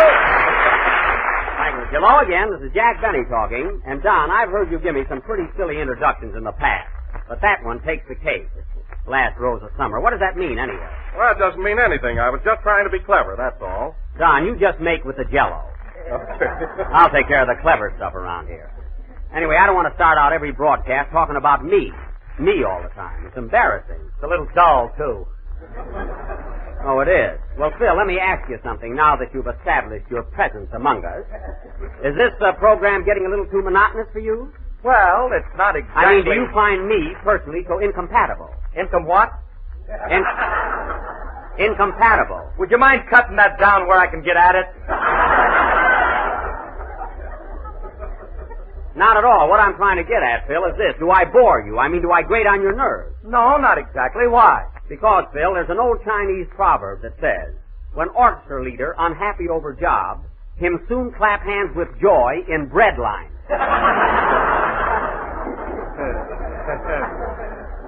Very good advice. Oh, hello, Mary. Hello, One Lung. Is my laundry ready? Never mind that. You know, Mary, I don't know why I even argue with Phil. I use an ordinary word like incompatible, and it throws him. He's absolutely illiterate. Well, it's your own fault, Jack. You knew he couldn't read when you hired him. What do you mean? You had to draw up his contract with pictures. Oh, that's right. I remember. I had to get a lawyer and Rube Goldberg.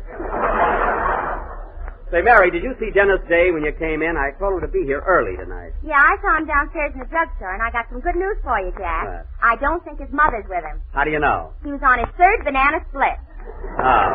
I knew he'd go on a spree the minute he got away from her. 3 banana splits, eh? And a malted milk. 3 banana splits and a malted milk? With an egg in it.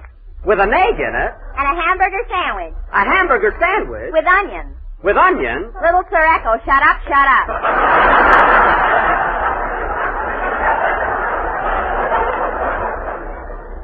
I will if you will. Mary, you must be mistaken. Dennis couldn't possibly eat all that stuff and 3 banana splits. With cherries.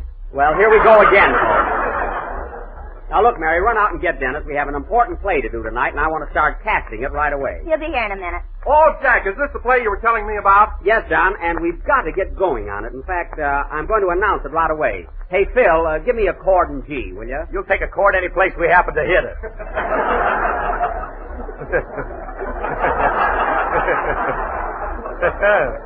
That I know. The chord, please. Thank you. And now, ladies and gentlemen... Boys, that was grand. And now, ladies and gentlemen, tonight, for our supreme effort in our current dramatic season, we are going to offer our version of one of the most famous stage and screen productions of all time. None other than that sensational play and equally sensational motion picture, The Women. Thank you, Max. Now, this play was written by that renowned playwright, Miss Claire Booth, and was first produced in New York City by Max Gordon, who just hit the cymbal.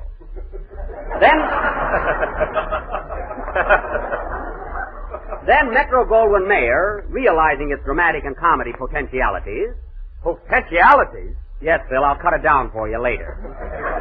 Brought this great vehicle to Hollywood and created an outstanding film success. So tonight, ladies and gentlemen, the Benny theatrical termites will munch on it.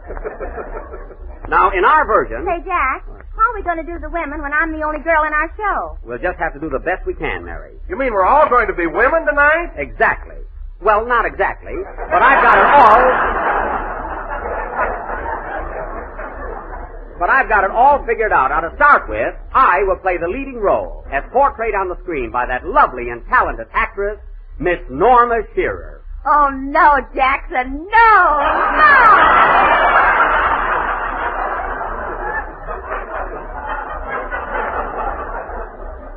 Well, Mary, somebody's got to do it. Why can't I be the leading lady? What? I look more like Norma Shearer than you do. Isn't that awful? You look more like Norma Shearer than I do. Yes, I do. In an evening gown? Don't be ridiculous. Phil, you're going to be Rosalind Russell. Don, you're going to be Joan Crawford. And Mary... I know, I'm going to be Wallace Beery. Mary, will you please be serious? Since all the rest of you are going to be women tonight, you'll have to be a man. Mary, you're going to be Don Wilson and announce our play. Now, let's see. Is Dennis here yet? Oh, Dennis? Yes, please? Oh, hello, Dennis. I didn't see you come in. You know, we're casting our play, The Women. Am I going to be in it? Yes, you're going to play Joan Fontaine's part. You know, the little girl that just got married. Boy, what a day. 3 banana splits and now I'm a bride.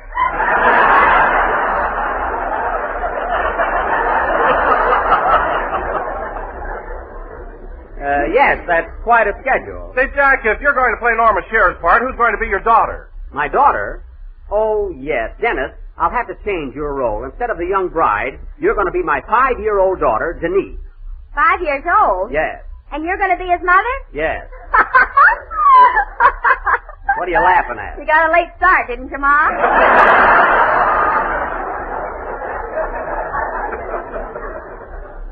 Mary, I'd be quiet if I were you, lest the new May Company get an old employee.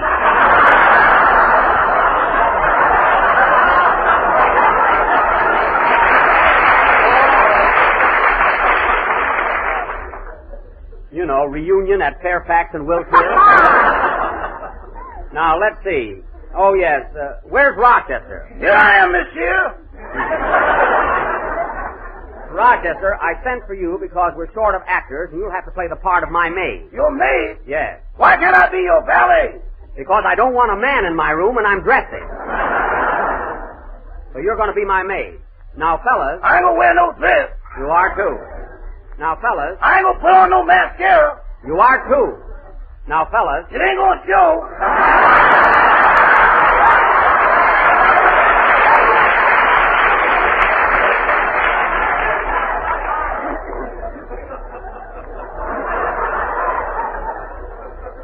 All right. Now, fellas, remember, we must be very legitimate. The only reason we're playing the part of women is because we're short of actresses. Well, why don't you hire a few? You know, Phil, women are so scarce in Hollywood. Mary, if you're inferring I'm too cheap to hire actresses, come right out and say so. All right, you're too cheap to hire actresses. Anyway, folks, our version of The Women will go on immediately after Dennis Day's song. Oh, Jack. Yes, Don? Who's going to play Mary Boland's part? You know, the Countess de Lage. I can't tell you, Don. I'm saving that for a surprise. Andy, now you spoiled it. Go ahead and sing, Dennis. Nobody can keep a secret around here.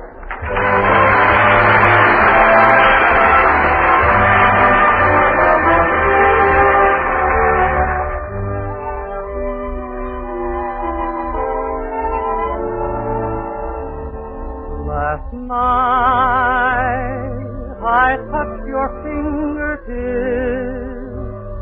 And when I touched your lips, I fell in love last night. Last night, I felt your heart beat fast. Swiftly the moments passed. Why couldn't it last night? Tonight, here I am all alone. My lovely dream has flown. Why must I be alone? I miss you. Last night, why did we say goodbye? My heart keeps asking why. Why couldn't it last night? It was so heavenly. The sweetest kiss is one that lingers on. The dearest memory always lingers with the dawn. And in my heart these things live on. Tonight, here I am all alone. My lovely dream has flown. Why must I be alone? I miss you. Last night, why did we say goodbye? My heart keeps asking why. Why couldn't it last night?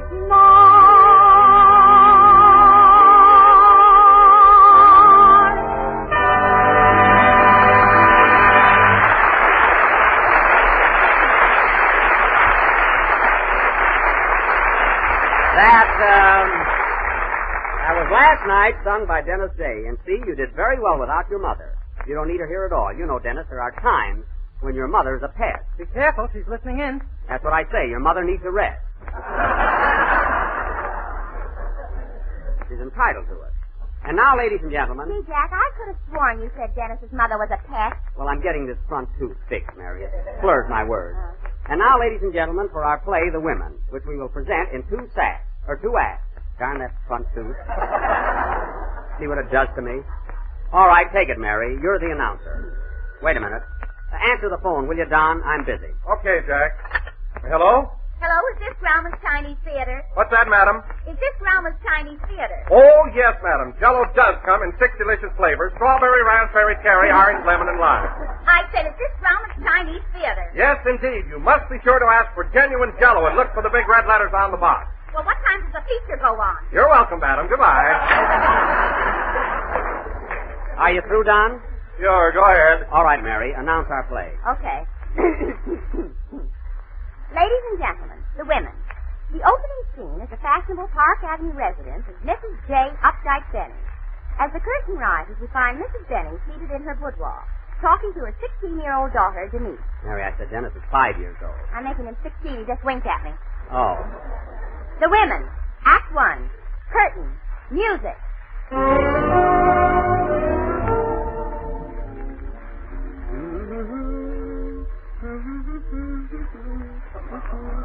Oh, Denise. Denise. Yes, Mumsy? We're having dinner alone, darling. Just you and I. Daddy's working late at the office. Oh, Mother, when are you going to wake up?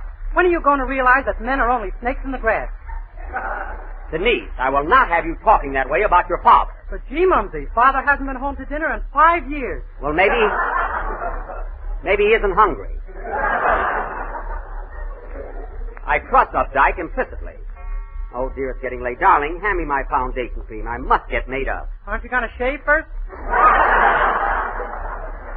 Denise, I'm not a bearded lady. Oh, Rochelle? Rochelle? Yes? What are you doing? I'm pressing your pants. Rochelle!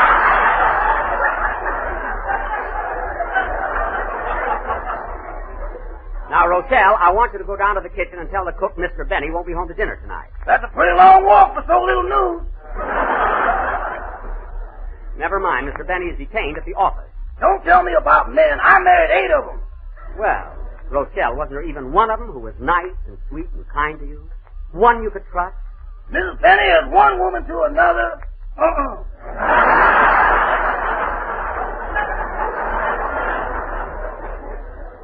Well, I refuse to be cynical. There's the phone, Mumsy. Yes, I'll take it, dear. Darn this negligee. I'm always tripping over it. Don't be so clumsy, Mumsy. I wonder who that can be. I hope it's your father, Denise. Has he got our phone number? Denise. Hello? Hello, Jacqueline. This is Phyllis. Oh, Phyllis, darling, how are you? When did you get back from Bermuda? Yesterday, my dear, I had a marvelous time. Did you really? How was the trip back, Phyllis? Oh, divine, and the captain was a dream. He chased me all over the boat.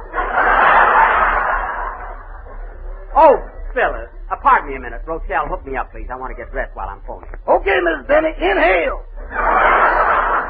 Oh, Phyllis, do tell me more about your trip. Well, Jacqueline, who do you think I met on the boat honeymooning with a South American paddleman? You'll die. You'll just die. Who was it, Phyllis? Tell me. Donna Wilson. Donna Wilson? Is that tub still kicking around? My goodness. Tub nothing. You should see her now. She's quite slim. Now, she might look that way when she's dressed, but if her stays ever snap, watch out. Tell me, Phyllis. Ow! Rochelle, be careful with those hooks. Okay, Miss Benny. Where do you want this buckle? Where do you think I want it?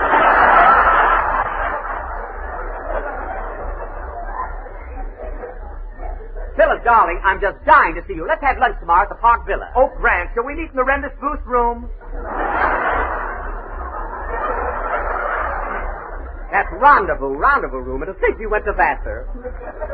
I'll tell you what, Phyllis. I'll call Donna and we'll have a little get-together. All right, darling. See you tomorrow. Bye-bye, dear. Bye-bye. Oh, by the way, Jacqueline, I almost forgot to ask you, how is Updike? Updike? Here they go, folks. Meow! Oh, Updike's just fine, darling. He's been very, very busy at the office, poor boy. I saw him at the Silver Slipper last night. He was pretty busy there, too. The Silver Slipper? Are you sure, Phyllis? Why, yes. I hope I haven't shocked you, dear. I thought you knew.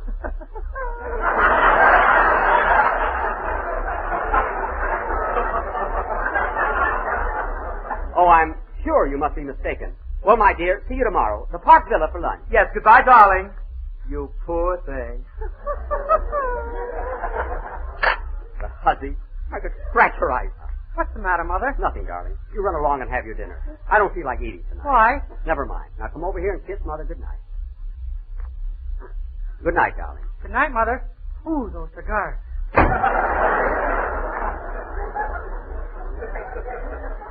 I've been putting up with that for years.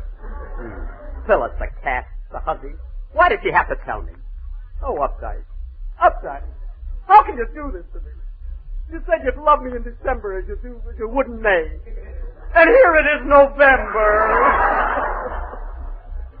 I know I'm not pretty anymore, Updike, but I've given you the best years of my life. Oh, come now, honey, don't cry. I can't help it, Rochelle. I told you men are no good, no. But what'll I do, Rochelle? This is so humiliating. What'll I do? Honey, take this razor, find that man, and make way for tomorrow.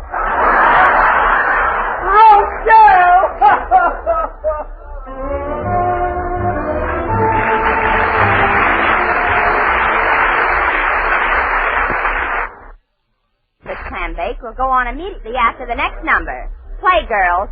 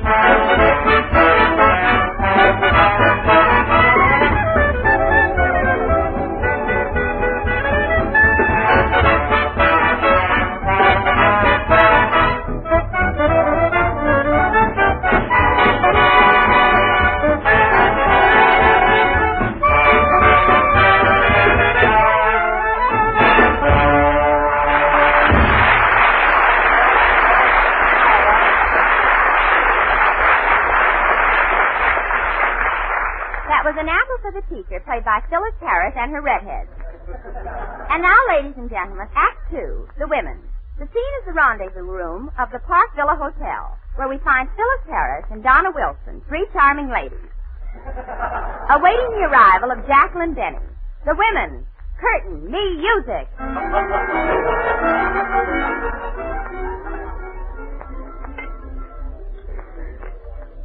Well, Donna, I just couldn't believe my eyes. Updike is sure giving her the runaround. If you ask me, Phyllis, Jacqueline's got just about as much appeal as a parsnip. Oh, she'd be all right if she just put her wig on straight. No fooling. Does Jacqueline wear a wig? Yes, half the time she looks like a French poodle.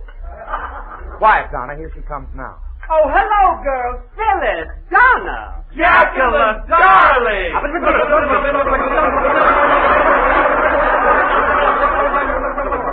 And did you hear what happened after that? Did we? And to make it worse,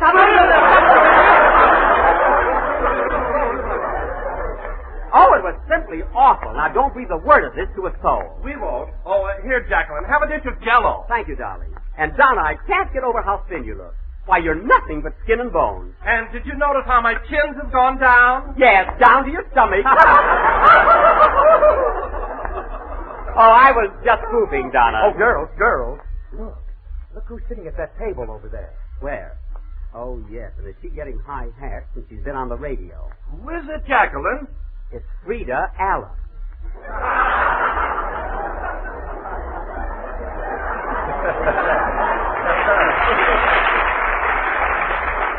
Isn't she a sight? Get a load at that dress. You know, Frida Allen has the worst taste. She should never wear short sleeves with that anchor tattooed on her arm. And girls, you want to hear something else? Frida's going to the hospital tomorrow to have her face lifted. What, again? Yes. About every 3 months she has a landslide. Oh, look, girls, look. Here comes Andrea Devine. Andrea?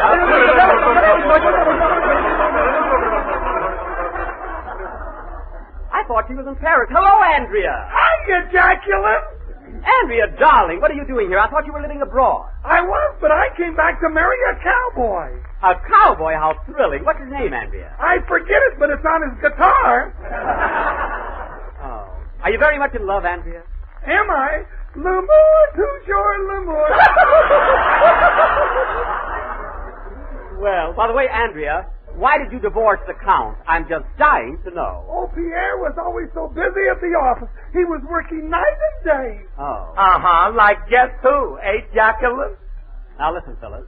I'll have none of your innuendos. Just because Updike happens to be working at the office a great deal, you don't need to jump at conclusions. He's a very good husband. Oh, stop trying to kid us. It's all over between you and Updike, and you know it. Phyllis Harris, you take that back or I'll scratch your eyes out. Girls!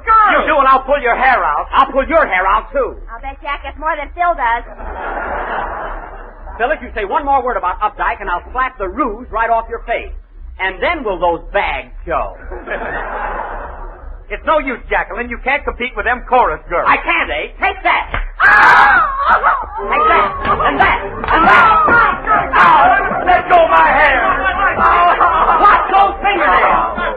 Ladies and gentlemen, while those two women are acting like women, let me remind you that Jell-O is not only economical and easy to make, but it is America's favorite gelatin dessert. So look for the big red letters on the bottom. Take that. And that. And that. Now keep you, Phyllis Harris. I'm going home. Pay the check, Donna. Goodbye. Later that night, we find the heartbroken Mrs. Benny in her boudoir packing for her trip to Reno. And she's not going for the scenery. Music! I'll show up, Dyke. Can't treat me like that. He can't humiliate me in front of all my friends. Denise, hand me my hat box. Oh, Mumsy, why are you packing all your bags? Where are you going? I'm going to Reno. Reno? Yes. Gee, Mother, don't you love Father anymore? How can I love him when he won't come home?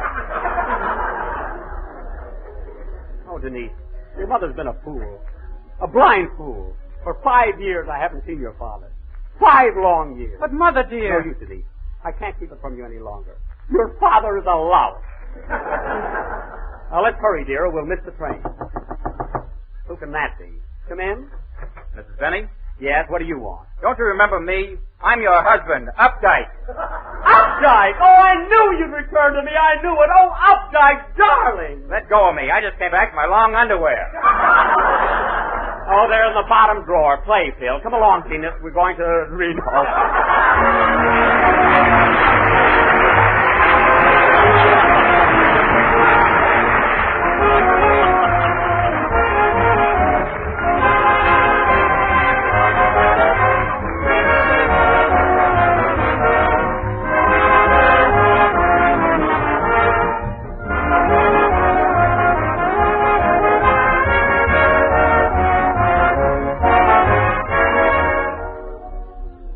Every housewife knows that the best compliment her guest can pay her is to come back for second helping. And that's the kind of compliment you get every time when you serve one of the new Jell-O puddings for dessert.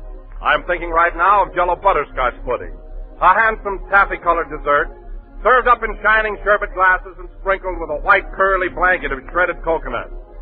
Now there's a real pudding for you. It has a texture smooth as cream, and that mellow, distinctive flavor of old-fashioned butterscotch candy the whole family will love. Jell-O chocolate pudding, too, has a rich, luscious, homemade goodness that just seems to hit the spot. And don't forget Jell-O vanilla pudding, please. You'll find its delicate, creamy flavor makes a hit with the whole family, especially when it has nuts, fruits, or chopped dates mixed in to give it that final tempting touch. All three Jell-O puddings are quick as a flash to make. So get acquainted with America's newest dessert sensation, the dessert the whole country is talking about. Jell-O pudding, butterscotch, chocolate, and vanilla. Old-fashioned favorites made a new-fashioned way.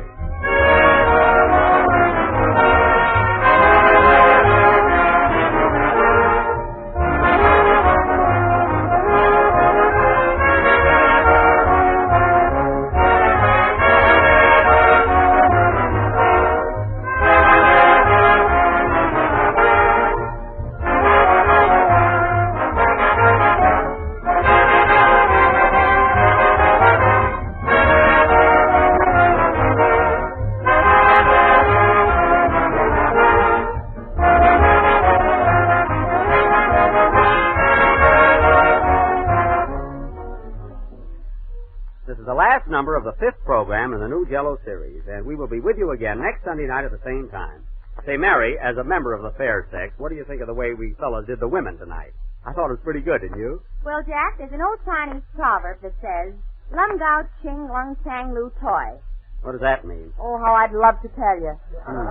Good night, folks.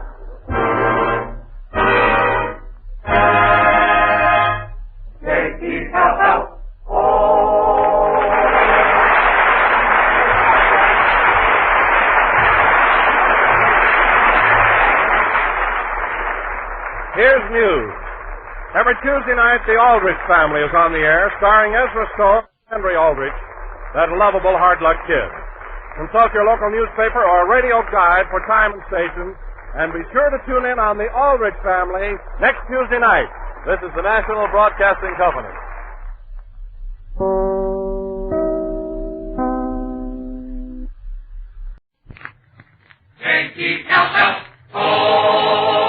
The Jell-O program starring Jack Benny with Mary Livingston, Phil Harris, Dennis Day, and yours truly, Don Wilson.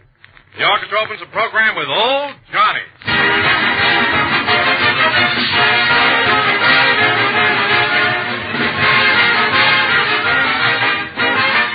This morning I was looking over the book reviews of the Sunday paper and reading the lists of bestsellers.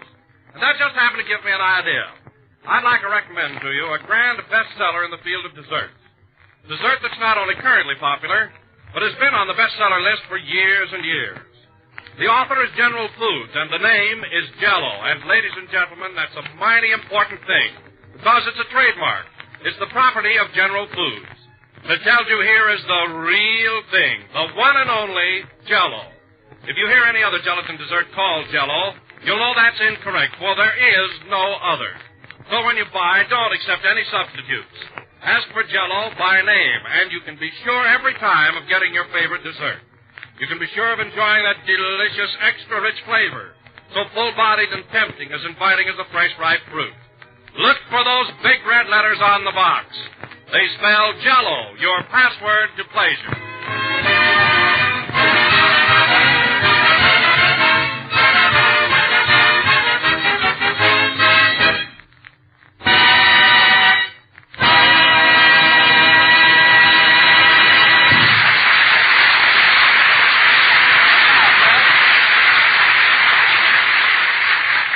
That was Old Johnny, played by Phil Harris and his orchestra. And now, ladies and gentlemen... Oh, Jack. Yes, Don. Is your tooth still bothering you? Just a little, Don, but it'll be all right. Go ahead.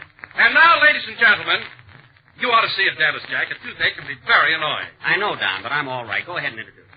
And now, ladies and gentlemen, but Jack, it must hurt. Don't you feel any jumping pains? Only when you mention it. Now, please, go ahead and introduce me. All right, Jack. Good. And now, ladies and gentlemen, without further ado, we bring you a man who, despite a severe toothache, feels that the show must go on. That brave little soldier, that grand old trooper, Jack Benny.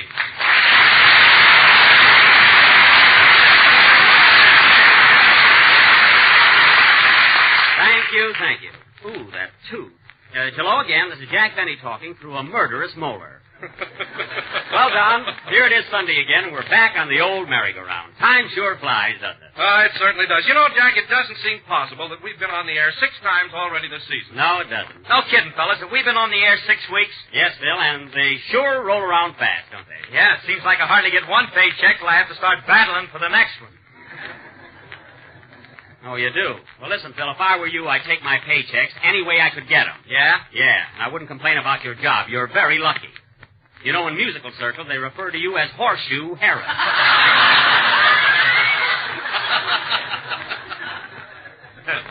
And that goes for your boys, too, those 17 rabbit's feet. So let well enough alone. Now, what was I talking about, Don? You were complaining about your tooth. I was not. I was talking about how the weeks fly by. You know, Don, sometimes it amazes me how I can prepare all the ideas that go into this program in 7 days. It's really quite a grind. I can appreciate that, Jack. It must be pretty tough. Oh, it is, Don. It is. I don't know what you're squawking about. Look at all the band numbers I got to rehearse and get ready. It's no cinch, believe me. Phil, you mean to tell me you actually prepare your numbers ahead of time? Those voodoo bolsas? Sure, we got to have everything right up to snuff. We got to live up to our slogan, you know. Your slogan? Oh, you've got a slogan now. Sure, listen to this. If it's a Harris selection, it's sheer perfection. Well, say, that's very good. I got another one we use on the road. Get this. If it's a Harris number, you'll never slumber. I agree with you there. And, Phil, if you can stand one more slogan, it goes like this. If it's a Harris melody, it's sure to smell-a-dee. And I don't mean Christmas night. Now, where was I? What were we talking about, Don? You were complaining about your tooth. I was not. You know, Don, there are times... Oh, hello, Mary. Hello, Jack. Hey, what's the matter with your face? My face? Yeah, one cheek isn't sunk in anymore. Oh, that's my tooth. My left cheek is swollen a little. A little? You look like a squirrel that's all set for a long winter.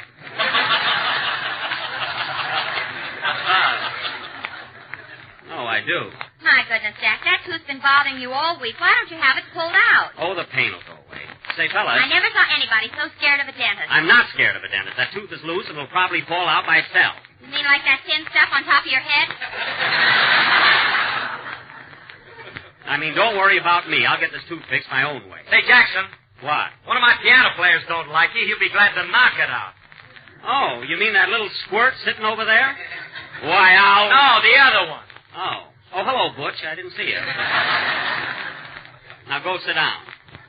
He won't hit you, Jack, with those glasses on. He's right, Jack. It's against the law to hit anybody that's wearing glasses. Listen, Don, I said that to a big guy one day, and he took my glasses off, punched me in the nose, and put them back on again.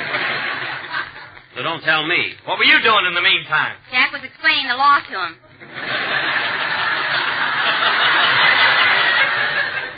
Yes, he'll know better next time. Say, Phil, how about playing a number? My tooth is acting up again. I want to put a couple of drops in it. Okay. What kind of toothache drops are you using, Jack? I don't know. It's something Rochester makes. I think it's chloroform and white mule. It does the trick, though. Go ahead, Phil. Play something. All right, Jackson. Get ready, boys. And remember, folks, if it's a Harris selection, it's sheer perfection. Yeah. Hey, what's that for? Oh, you weren't here, Mary, but Phil has suddenly become slogan conscious.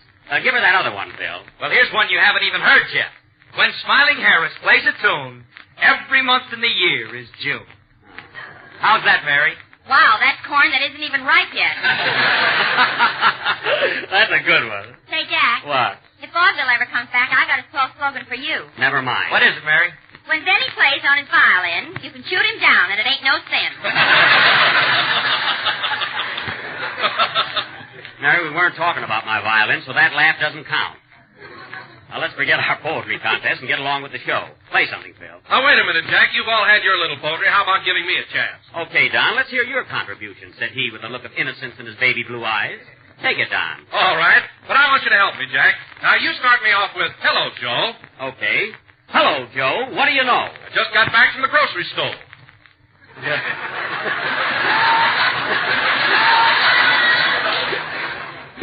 Did you buy a box of you know what? Yes, sirree. That's what I got. What's in this box that's so delish? I bet you wish you had a dish. Can this be Jell-O, that you mean? Yuck, yuck, yuck on Madam Queen. Mary, you spoiled the whole thing. That last line didn't make sense. All right, send me to Siberia.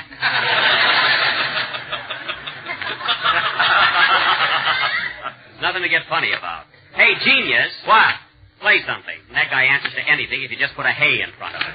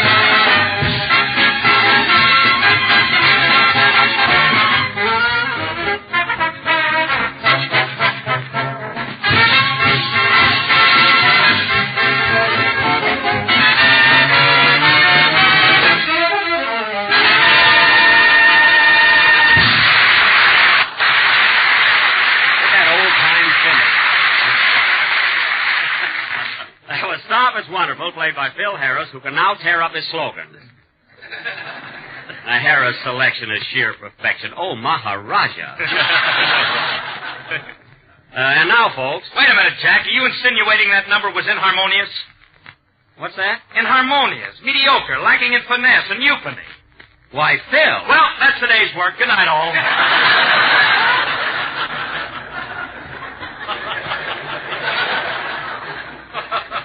Rosalind, come back here. What a guy. He learns 4 big words and he's all in. And now, folks, before we... Say, where's Dennis? I saw him downstairs with his mother just before the broadcast. I did, too, and old Jack is Mrs. Day mad at you. Mad at me? Why, we got to be very good friends at my Halloween party. Well, she was home last Sunday listening to our program, and she heard you call her a pest. I didn't call her a pest. I said she needed a rest. Well, she got it, so watch out. Oh, Mary, Mrs. Day is much too broad-minded to be upset about a little joke. And now, folks... However, Mary, I wouldn't mention anything about it when she comes in. You know. Yeah, I know. You know how it is. Yeah, I know how it is. Yeah. And now, folks... Mary, let me alone. And now, folks, following our success last week with our version of The Women, tonight we are going to... Oh, boy, wasn't I marvelous in that play? What? Didn't I give a terrific performance? Yes, Phil, you were sensational. Would you consider a $1,000 raise in salary? I feel guilty having you at these prices. That's a deal. Shake. Get away or I'll break your arm. Terrific performance. Anyway, folks, as I was saying, following our success last week with The Women, tonight we are going to offer... Uh-oh, look who's coming. Well, Hello, Dennis. Hello, Mr. Benny. And your mother's with you. Well, this is nice. Good evening, Mrs. Day. How do you do? Well, you're looking very good, Lucretia. Thanks, and you will please refer to me as Mrs. Day. Well. It is now 20 degrees cooler inside. All right. Well, Dennis, I'm glad you're here, and I know you have a lovely song prepared for us tonight. Are you ready? Yes, I am. Say, Mr. Benny, what's the matter with your jaw? Did someone hit you? No, Dennis, I have a bad toothache. You know, Mrs. Day, it hurts like the dickens. It's really a miracle that I can be funny tonight. You were very funny last week. Very funny. Oh, did you enjoy the show? Yes, especially the part where you called me a pest. It was such a brilliant remark. Why, Mrs. Day, I called you a pest? Yes, you did. On the radio? Yes, on the radio. On my program? It wasn't Duke Ginsburg and his Happy Hawaiians.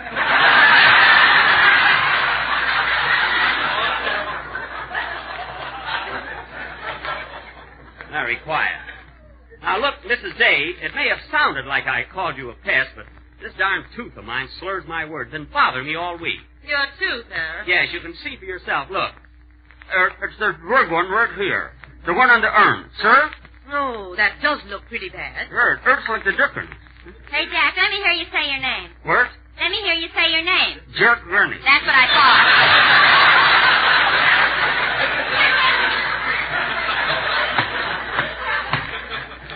Mary, I've got a toothache. I prefer a little sympathy to ridicule. Well, then, for heaven's sake, stop complaining and go to a dentist. I'm not going to a dentist. What's the matter? You afraid? No, I'm not afraid. Well, there's only one other reason, so let's take up a collection. Phil, that won't be necessary. It's the first time I ever had trouble with a tooth. I haven't been to a dentist since I was 10 years old. Don't tell me you made those uppers yourself.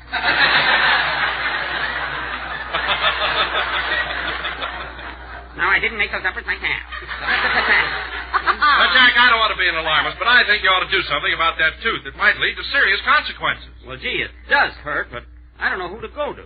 I know a good dentist, Jack, and he's just 2 blocks from here. Come on, let's go. Oh, don't pull me. Go ahead, Jack. We'll take care of the program. Sure, I got some swell jokes, and I'm dying to tell them. Oh, I know your jokes, Phil. Oh, waiter, have you got frog's legs? No, I always walk this way.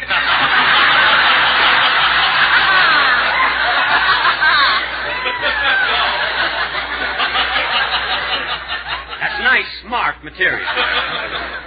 Come on, Mary, let's go. Okay. Well, so long, fellas. So long, Jack. All right, Dennis, you can go ahead with your song now. What's it going to be? I'm going to He's sing... going to sing a very popular number called A Man in His Dream. From that Paramount picture, The Starving. Starring Bing Crosby. I got that in. Dennis, don't be such a ham. Now sing.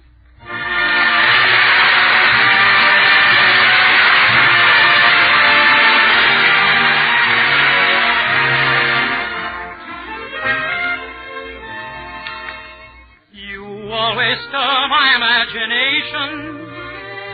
Sometimes it borders on fantasy, and sometimes I find visions flash through my mind, close to reality. Night, a soft guitar, a hidden lane, a moon, and here and there a star, for a man and his dream. Night, a cricket's cry, a whispered word, a kiss, and now and then a sigh, for a man and his dream. And their eyes, when they meet, seem to say it's sublime, and their hearts proudly beat to a tune that is older than time. Night must fade away, and yet it leaves a love so all the world will say there's a man and his dream. And their eyes, when they meet, seem to say it's sublime, and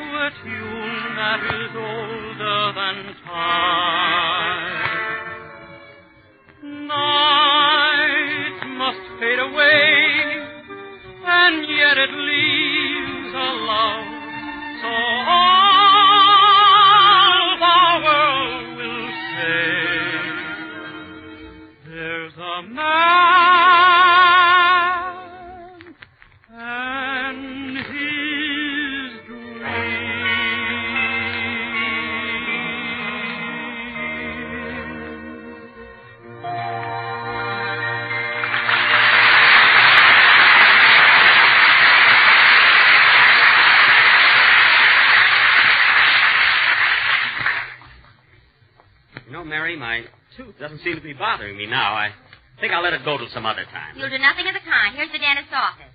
Well, I'd rather wait until... He's a swell dentist, Jack. Look at that sign. Where? Right there. Dr. Frank Nelson. Bridges like San Francisco.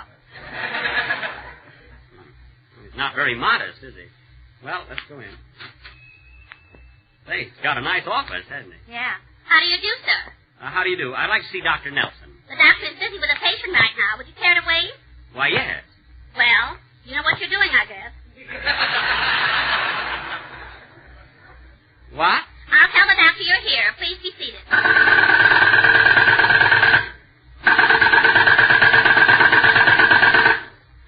What's that, miss? Is that a drill? Yes, the doctor is working on a patient. Some fun, hey, kid? Say, Mary, are you sure this dentist is all right? Of course he's all right. Do I look worried? No, but then I'm the one with the toothache. I'm not worried, Mary, but I just want to make sure that...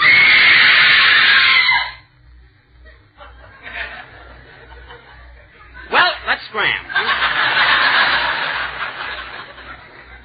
I hate this waiting. Come on, Mary. Jack, come here. Dr. Nelson is absolutely painless.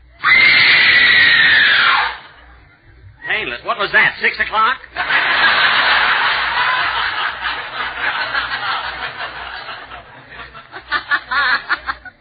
I'm getting out of here. That'll be all for today, Mrs. Stewart. When will I see you again? You should live so long. Well, young man, are you waiting to see me? Yes, but I... Your name, please.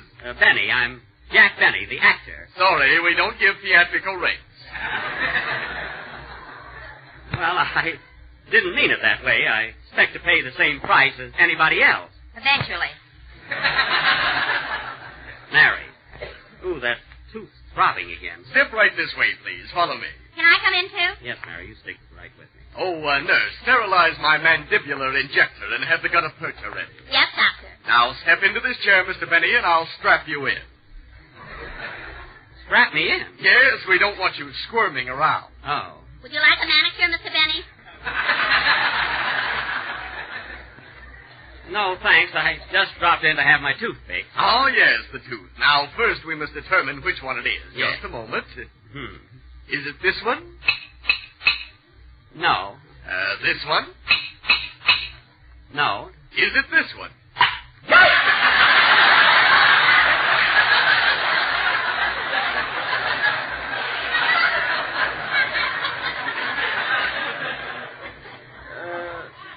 That's the one, Doctor. It hurts something awful. We'll take care of that. Oh. This is a large cavity, and I'll have to fill it right away. Do you want gold or silver? I want cement. Cement is no good, Mr. Benny. It wears out. Listen, Doctor, I've seen sidewalks around here for years, and they're holding up all right. Now go ahead and fill it. Very well. I'll use cement, and then we'll all put our footprints in it. I'm not Brahmin's Chinese. Furthermore, I don't want to bother filling this tooth. I want it pulled. All right, then perhaps I ought to give you an anesthetic. Perhaps nothing knocked me out. Perhaps yes. Very well, we'll give you gas. Now, take it easy, Mr. Benny. Relax and breathe deeply. What are you going to do? Nurse, place the mask over his nose. Yes, doctor. Now, inhale slowly, and you'll soon be in dreamland. Now, wait a minute, Doctor. Wait a minute. Now, just relax. Bye-bye, Mr. Benny. Mary. Mary, where are you? Here I am, Jack. Mary, keep your eye on my money while I'm under the... anesthetic. Okay. Which sock is it in? The right one. Hey, Doctor, I don't think I want to... Nurse, hand me those clamps. So you are, doctor. I don't think And that saliva ejector. Yes, doctor. I don't think I don't think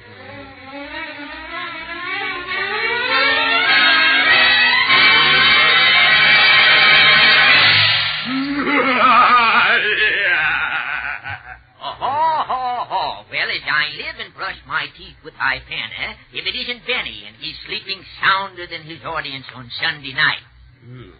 Oh, nurse, nurse. Yes, Dr. Allen. Hand me that chisel. I'm going to do this the hard way. Here you are, Dr. Allen. Thank you, Mrs. Day. Mrs. Day? Fred Allen? Where am I?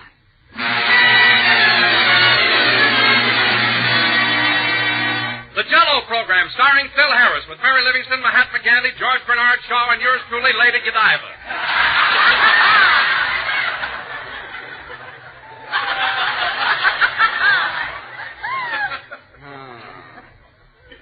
Hello again. This is Jack Benny talking. Now, hold on there, Benny. It's town hall tonight. What? Why, Portland, what are you laughing at? Wait a minute, that's not Portland. That's Mary Livingston. Shut up, Carmichael. Carmichael? Who's Carmichael? Oh, my goodness, look at this white fur all over me. The Jell-O program starring Phil Harris and his orchestra. The orchestra opens the program with Scheherazade by Rimsky-Korsakov. That's a lie! They'll never make it.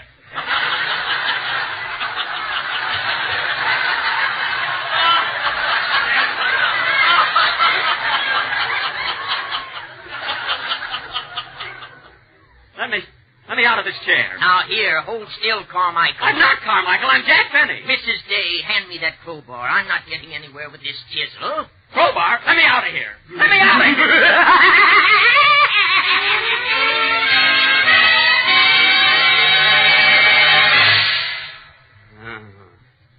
Good thing I got away from there. Where am I? What am I doing in this cave? Who's that coming toward me? Carmichael, your day has come. What? I've been waiting a long time for this. Rochester, what are you doing with that razor? Ain't no use backing away, Carmichael. Winter's coming and Papa needs a fur coat.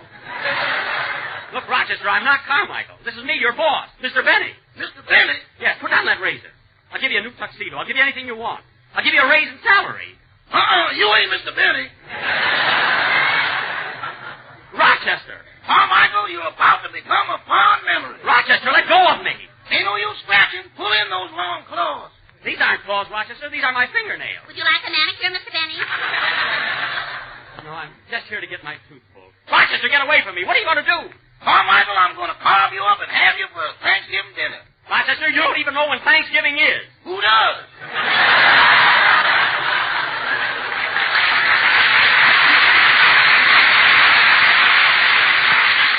Rochester, for the last time, get away from me. Hiya, Rochester. Look, there's Phil Harris. He'll tell you who I am. Hello, Philsy. Hiya, Carmichael. There's a fish for you. Ouch! Phil, look at me. I'm not Carmichael. I'm Jack, your pal. Jack Benny, the actor. I'm sorry. We don't give theatrical rates. Doctor. Hand me that hacksaw, Mrs. Day. We're coming along fine. Here you are, Doctor. Thank you, Mrs. Day. I'm not Mrs. Day. I'm Carmichael. You are not. I'm Carmichael. I'm Jack Benny. Mary, what are you laughing at? How can I laugh? I'm a poached egg. Mary, what are you talking about? Where are you? Ooh, my tooth. Oh, Dr. Allen, you'll never get the tooth out that way. You'll have to use dynamite. Oh, dynamite is so messy, Mrs. Day. Hand me my machine gun. Machine gun? No. Now hold still, Benny. I want to make a nice, clean job of this. Please, Fred, please. You can't do this to me. I'm a polar bear. Don't you love animals? Don't, Fred! Don't!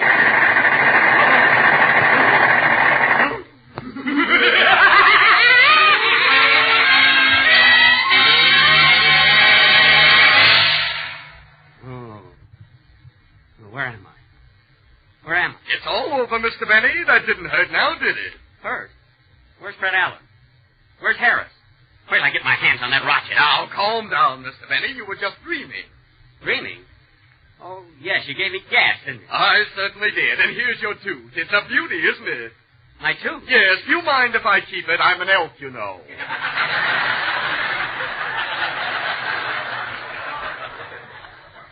Oh, that's perfectly all right. Well, I feel much better now. How much do I owe you, Doctor? That'll be $35. $35? Ooh! There he goes again, folks.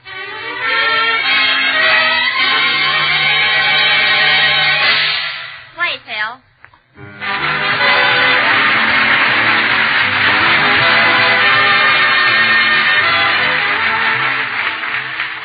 Repeated by popular request. In the language of radio and the theater, that means a hit. And it means a hit, too, when applied to some tasty dish that must be served again and again because of the whole family's enthusiasm for it. Such a dish, ladies and gentlemen, is pineapple strawberry whip, an exciting new Jell-O dessert. For one thing, it's as easy as can be to make. Simply dissolve one package of fragrant strawberry Jell-O in a pint of hot water. Then chill until cold and syrupy. Next, place it in a bowl of cracked ice or ice water and whip with a rotary egg beater until it becomes light and fluffy. And finally, just before molding it, fold in 1 cup of canned crushed pineapple. It's downright thrilling the way those golden tidbits of juicy pineapple complement the rich ruby goodness of strawberry Jell-O. And you can bet that everybody will want this colorful, striking dessert repeated by popular request many times. So ask your grocer tomorrow for some strawberry Jell-O. And tomorrow night, when the family gather around the dinner table, surprise them with a glorious bowl of Jell-O's new Pineapple Strawberry Whip.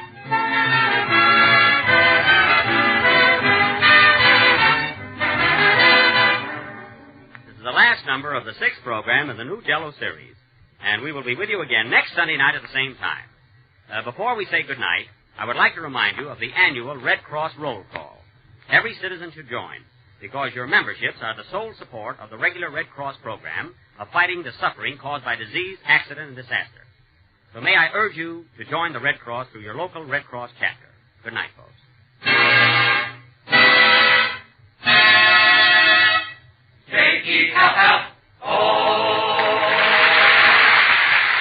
Here's news. Every Tuesday night, the Aldrich family is on the air, starring Ezra Stone as Henry Aldrich, that lovable hard luck kid. Consult your local newspaper or radio guide from time and stations, and be sure to tune in on the Aldrich family next Tuesday night. This is the National Broadcasting Company. The Jell-O program, starring Jack Benny, with Mary Livingston, Phil Harris, Dennis Day, and yours truly, Don Wilson. The orchestra opens the program with It's a Whole New Thing.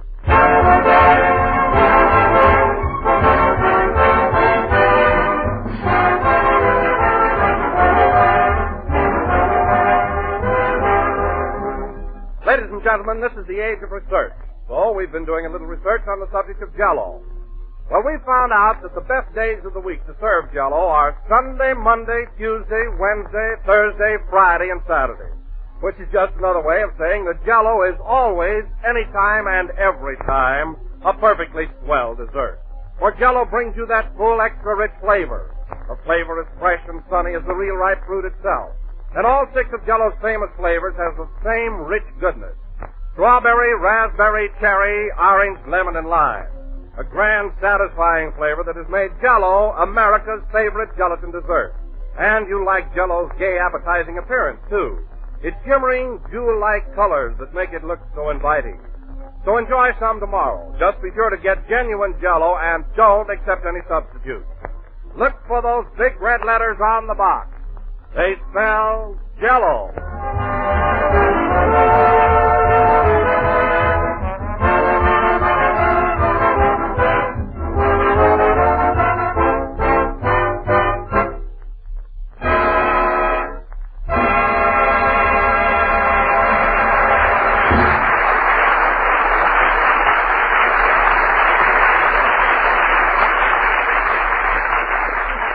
It's a Whole New Thing, played by Phil Harris and his orchestra. And now, ladies and gentlemen, once again we bring you our master of ceremonies.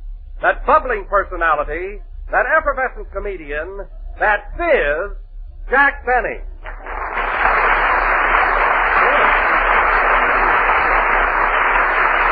Well, thank you. Hello again. This is Jack Benny, the carbonated kid, talking.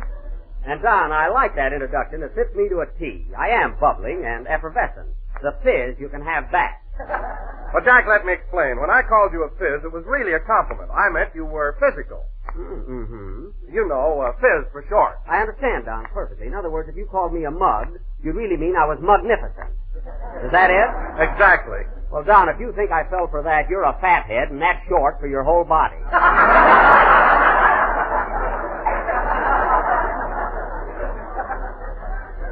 Anyway, Don, let's not get into a routine because I know how you appreciate a good story. And I heard a gag a few minutes ago that will positively put every one of your chins in motion. Oh, it's a honey. It's a good one, huh? Well, Virgil, the sound man, told it to me, and you know what a clown he is. Just get this, Don. Don, I haven't even told you the story yet. What are you laughing at? Is it the one about the nearsighted old maid that buried the midget? No, heavens, no, Don. Heavens, not that one. This is a brand new story. Get this. There was a fellow walking down the street, and he was leading a pink alligator on a leash, when all of a sudden it started to act up and snap at him. Uh-huh. So the guy got annoyed, turned around to this pink alligator and said, "You better behave yourself, or I'll take a bromo seltzer, and that'll be the end of you." Oh, isn't that terrific, Don? Oh, it sure is. That Virgil has a great sense of humor. Gee, that was a funny story, Mr. Benny. Oh, Dennis, I didn't see it. Did you like it? Yeah. But there's one thing that puzzles me. What? If the man was walking down the street, where did he get the bromo seltzer? Well, I don't know. He probably had a box of it in his pocket. Oh. Then I guess he had a glass of water in his other pocket. Yes, Dennis, and a banjo on his knee.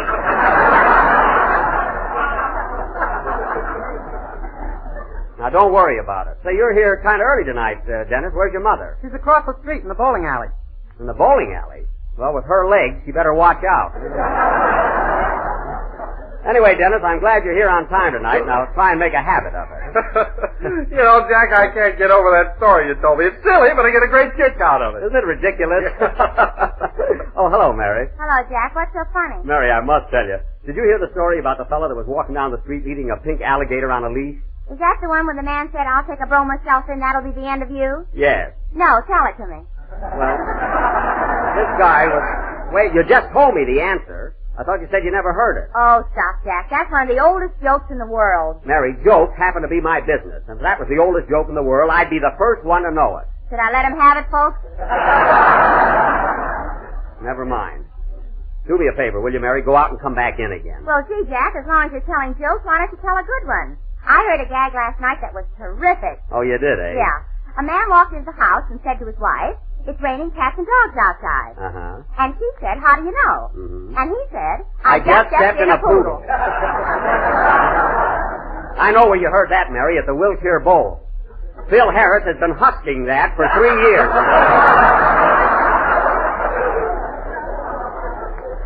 That's his theme joke. You know, Don, Phil's idea of humor is really pitiful. Oh, I don't know about that, Jack. I was at the bowl one night, and the people screamed at him. Sure they scream at him. Every time he finishes a gag, he has a waiter throw a custard pie in his face. That's why. I didn't see anybody do that. Oh, well, you must have been their bucket of water night. That's his idea of changing material. Well, I'll say one thing about Phil. He sure attracts the young collegiate crowd. All the college boys go there. They have to go there, Mary. That's part of their initiation.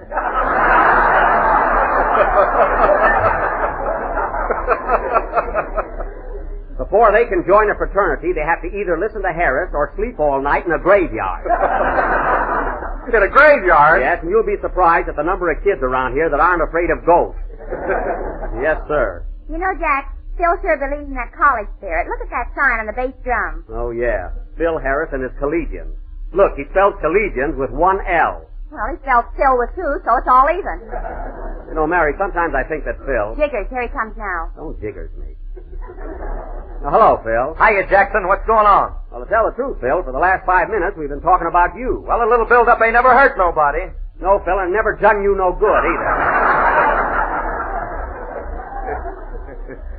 Your grammar is worse than Abe Lyman's, and he never got beyond block.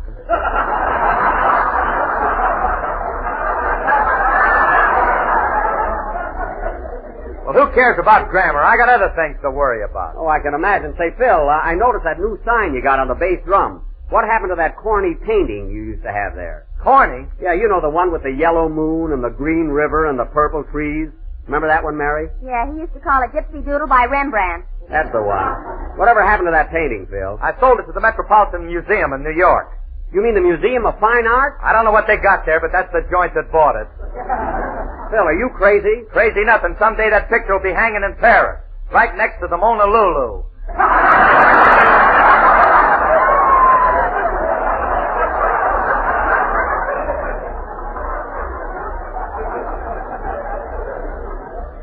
Well, I'm not going to even bother to correct that. How do you like that, Mary? The most famous painting of a woman in the world, and Phil doesn't even know her name. If she were alive, he'd know her name and phone number. And her address and what she's doing on Friday night. Well, I got myself on a detour for no reason at all. And besides... Hey, Jack, why don't you tell Phil that story the sound man told you? He'll get a kick out of it. Oh, he wouldn't even get it. Come on, Jackson, what is it? Let's hear it. All right, Phil. Do you know the one about the fellow who was walking down the street and his pink alligator snapped at him? Know it. I'm the guy that drank the bromo. There you are, fellas. He's always got a brilliant comeback, even if he has to make a bum out of himself. Oh, Dennis? Yes, please? How about How about a song before we get involved again? Okay, Mr. Benny. I'm going to sing an old favorite by Stephen Foster called Jeannie with the Light Brown Hair. Oh, that's swell, Dennis. I love those old songs. Old songs, old gags. What this program needs is glands.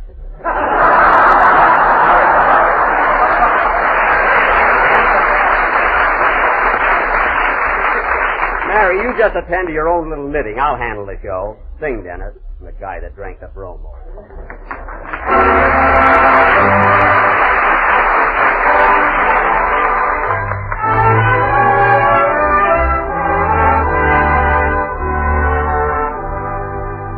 I dream of Jeannie with a light brown hair, on like a vapor on the golden air.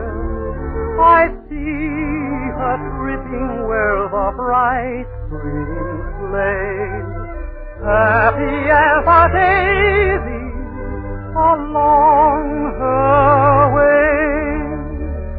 Many are the wild notes a merry voice would call. Many are the blithe birds that warble them all.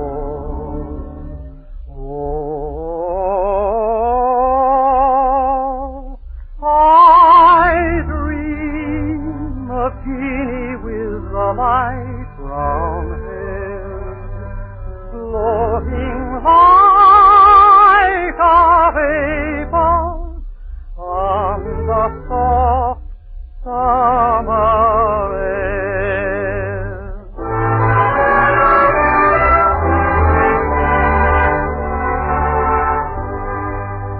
I long for Jeannie with a day-dawn smile, radiant with gladness, warm with winning guile. I hear her melodies, a tune to love, warm as a sunlight from heaven above. Many are the fond notes a merry voice would call, echoed by the birds in the grove, o'er and o'er. I sigh for Jeannie with a light brown hair, floating like a vapor on the soft summer air. On the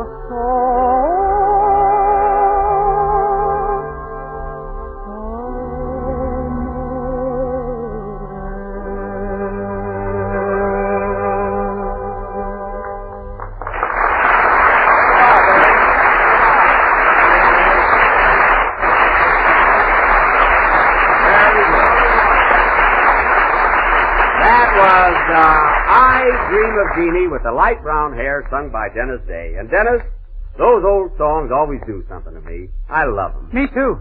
Jeannie with the light brown hair. What a grand title. You know, Dennis, I used to have light brown hair in my hair. Why, Jack, from the pictures I've seen of you, I thought you had black hair. No, Don, it was brown. Sort of a russet brown. You know, just like the leaves in autumn. Well, rake 'em up and let's get on with the show.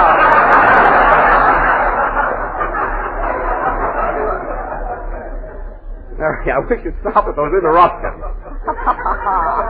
Anyway, Dennis, I noticed another thing. Your singing seems to improve every week. You're gaining poise and confidence. Well, thanks, Mr. Benny. Just think, this is your 7th week on my program. 7 weeks. Gee. Yes, sir. Am I going to get paid pretty soon? Pretty soon, Dennis. And now, ladies and gentlemen, tonight we are going to... Hey, Jackson, why don't you pay the kid? Bill, I intend to pay him. I'm merely holding his salary until he's a little older. I'm teaching Dennis how to save money. Well, he's learning from the top man. Thanks, Miss Livingston. And if I were you, I wouldn't say another word unless you rube it up on the Lum and Abner program. And now, ladies and gentlemen, tonight we are going to... Here you are, Dennis. Did you sing your song yet? Yes, Mother. Well, good evening, Mrs. Day. Good evening. Oh, Mother, you should have been here a few minutes ago. Mr. Benny told the funniest joke. It was rather good. Tell it to her, Dennis. Well, Mr. Benny was walking down the street leading a pink alligator. Oh, dude, eh? Dude, it wasn't me, Mrs. Day. Dennis got the story all wrong. I never touch a drop of liquor. Then why have you got that red nose? Because I'm a comedian. What do you think? My tie lights up, too. This story, Mrs. Day, is about a man who takes a bromo seltzer and gets rid of a pink alligator. What's funny about that? Nothing. It's very sad. I'm crying like anything. Oh, what a dame. What's that? I said, oh, what a game. I saw UCLA play Santa Clara yesterday. It was thrilling.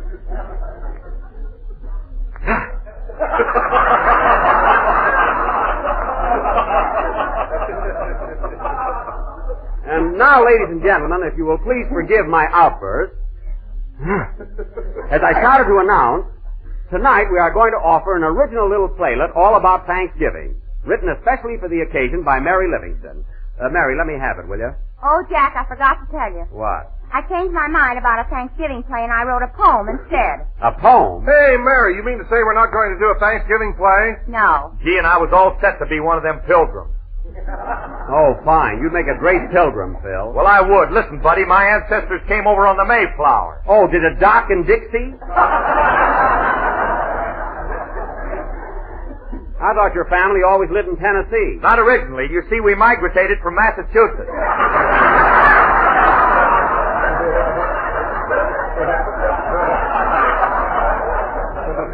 Migrated?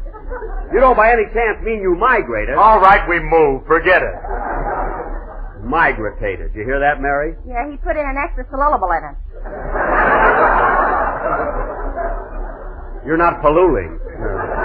Ladies and gentlemen, before we get out of the mood, let me say a few words about Jalelo. Jalelo? It is economical, easy to make, and comes in 6 delicious flavors. So look for the big red letters on the barack. Thanks, Don. You surveyed the day. And now, ladies and gentlemen, as we have no Thanksgiving play... Mary Livingston's going to read a Thanksgiving poem. Oh, no, nothing doing. Oh, gee, it's swell, Jack. I don't care. You're not going to read it. Jack, Benny, you let me read this poem or I won't buy my Christmas card from you this year.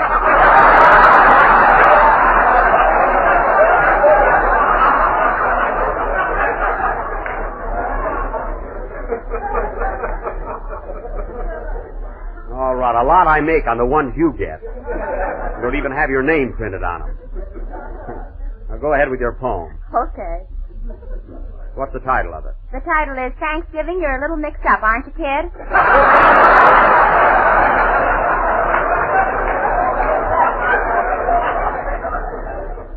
Well, that fits. Go ahead.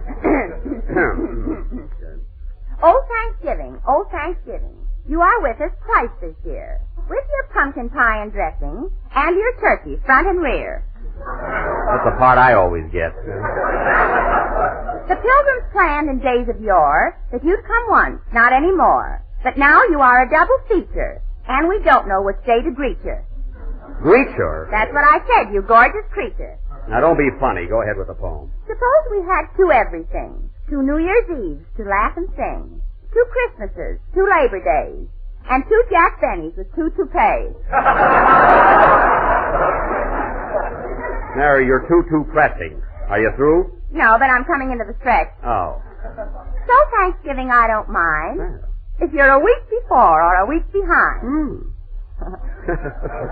What's the difference? What the heck? The turkey's the guy that gets it in the neck. The end. Very good.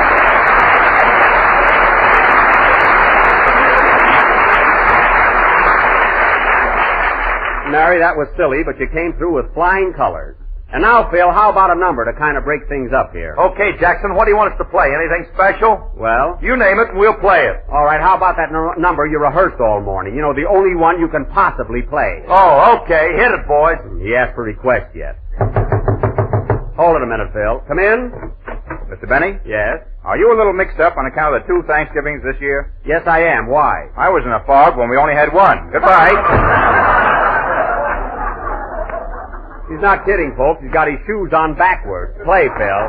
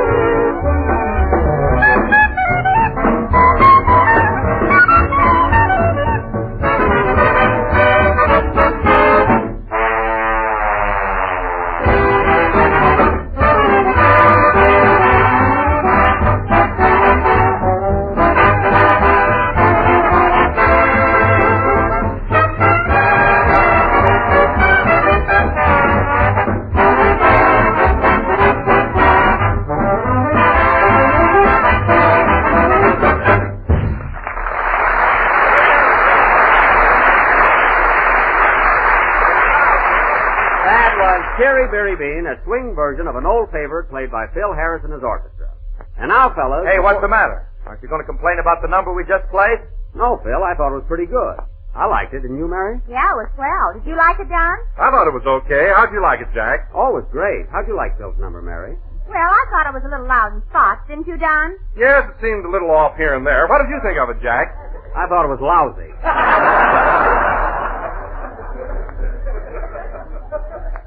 And now, fellas... Hey, what is this, a rib? Yes, Phil, we were just kidding. I thought your number sounded exceptionally good. Didn't you, Mary? Feel me out. I'm tired. Now, fellas, as I started to say a little while ago, and before I forget it, Thursday being Thanksgiving, I want all of you to come over to my house for a real old-fashioned turkey dinner. How about it? Oh, that's great, Jack. Dennis, this invitation goes for you also. His mother, too? Yes, Mrs. Day, my party wouldn't be complete without you. You don't sound very sincere about it. Well, what do you want me to do, send you a mash note? Glad to have you. The more the merrier. Good heavens. Say, Jack, is this party going to be like the one you gave last Thanksgiving? What do you mean? I mean, is the turkey going to be leg of lamb? Don't worry about that, Mary. This is going to be a real dinner. I've got the biggest, fattest, juiciest turkey you ever saw. Where'd you run over it? I didn't run over it. It's a live turkey. I got it in my garage right now. It's roosting on my Maxwell. That's all that car needs. Now, you wait till you see that bird. I bet it weighs 65 pounds. 65 pounds? Why, Jack, you must be mistaken about that. Oh, no, I'm not, Don. I had it on the scale. It's an enormous thing. 65 pounds. Oh, you're kidding. I'm not kidding. Wait till next Thursday and you'll see for yourself. It's going to be a swell party. How many people are you expecting, Jack? Well, there'll be our gang, and then I invited Clark Gable and Carol Lombard, Bob Taylor and Barbara Stanwyck, Tyrone Power and Annabella. Oh, Jack, you always ask them to every party you give, and they never show up. Well? Why don't you stop inviting them? I can't stop now. They'll think I'm mad at them. You know how it is. How can they be mad at you when they don't even know? I don't even know them. Listen, Phil, I know every one of those stars personally. Sure, Jack sells them their Christmas cards. Mary, will you stop harping on that? The only reason you ever got cards from me is because I happen to have some left over. Every year. Oh, quiet. Now, don't forget, fellas, Thursday night at my house. Oh, wait a minute, Jack. You know that. Boy, we're going to have a big turkey and cranberry sauce and mashed potatoes. And, Don, guess what kind of jello we're going to have for dessert? Strawberry? No. Raspberry? No. Cherry? No. Orange? No. Lemon? No. Give up? Yes. Lie.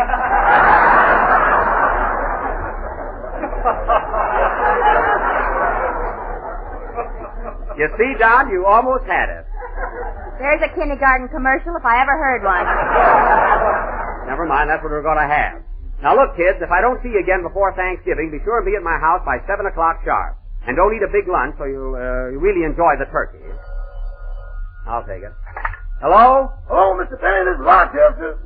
All right, what do you want? Well, boss, I just heard you talking about a big Thanksgiving party Thursday night. That's my night off. I'm sorry, Rochester, but you'll have to work. You can take a day off some other time. I can get my twin brother to take my place. I don't want your twin brother. Well, he looks just like me. I don't care if he did. I want you to be at my house on Thursday night. How about me in spirit and my brother in person? Rochester, don't try any tricks. I can tell the difference between you and your twin brother. That's more than the gal can.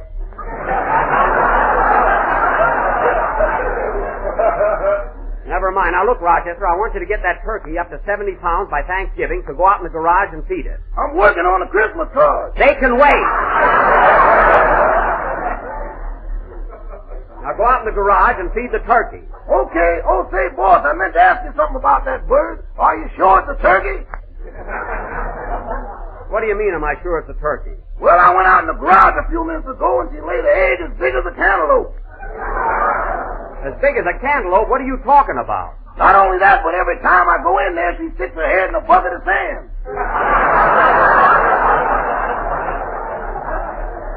What?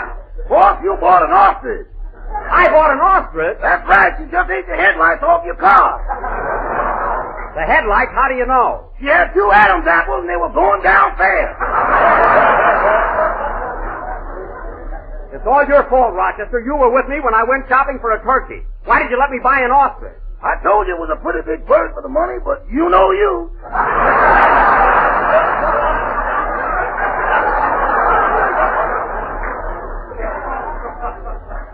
Well, I guess there's nothing we can do about it now.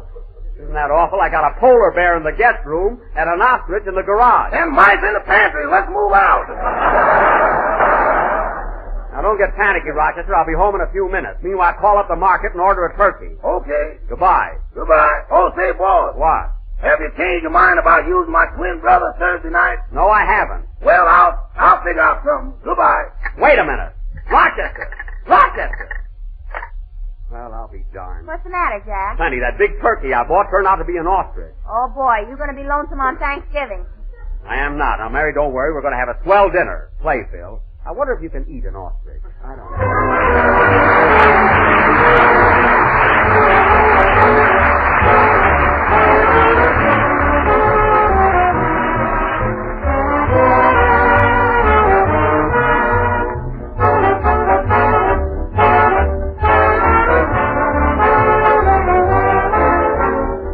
This year, some folks are celebrating Thanksgiving on the 23rd of the month, others on the 30th.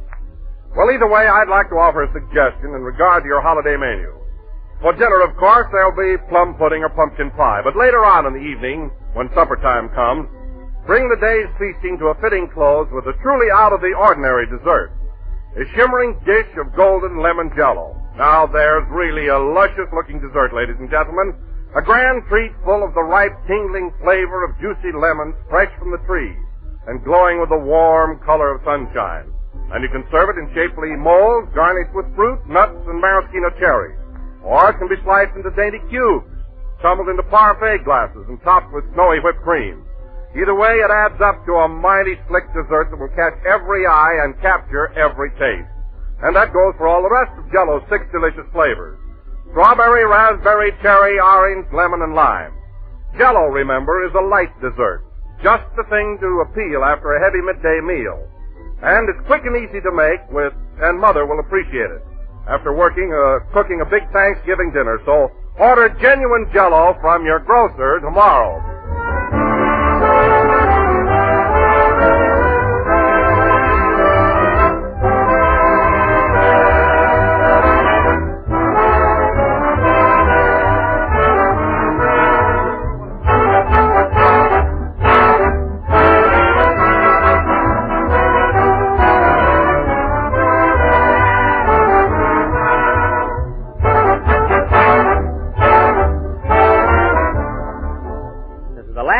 Of the 7th program in the current Jell-O series, and we will be with you again next Sunday night at the same time. Now, don't forget, Mary, next Thursday night at my house for a real Thanksgiving dinner. Count me out, Jack. Now, wait a minute. I'm not going to serve that ostrich. I'm going to have a turkey. Oh, you are, eh? Yes. Well, if I find a headlight in the dressing, watch out. Oh, don't worry. Good night, folks, and a happy Thanksgiving.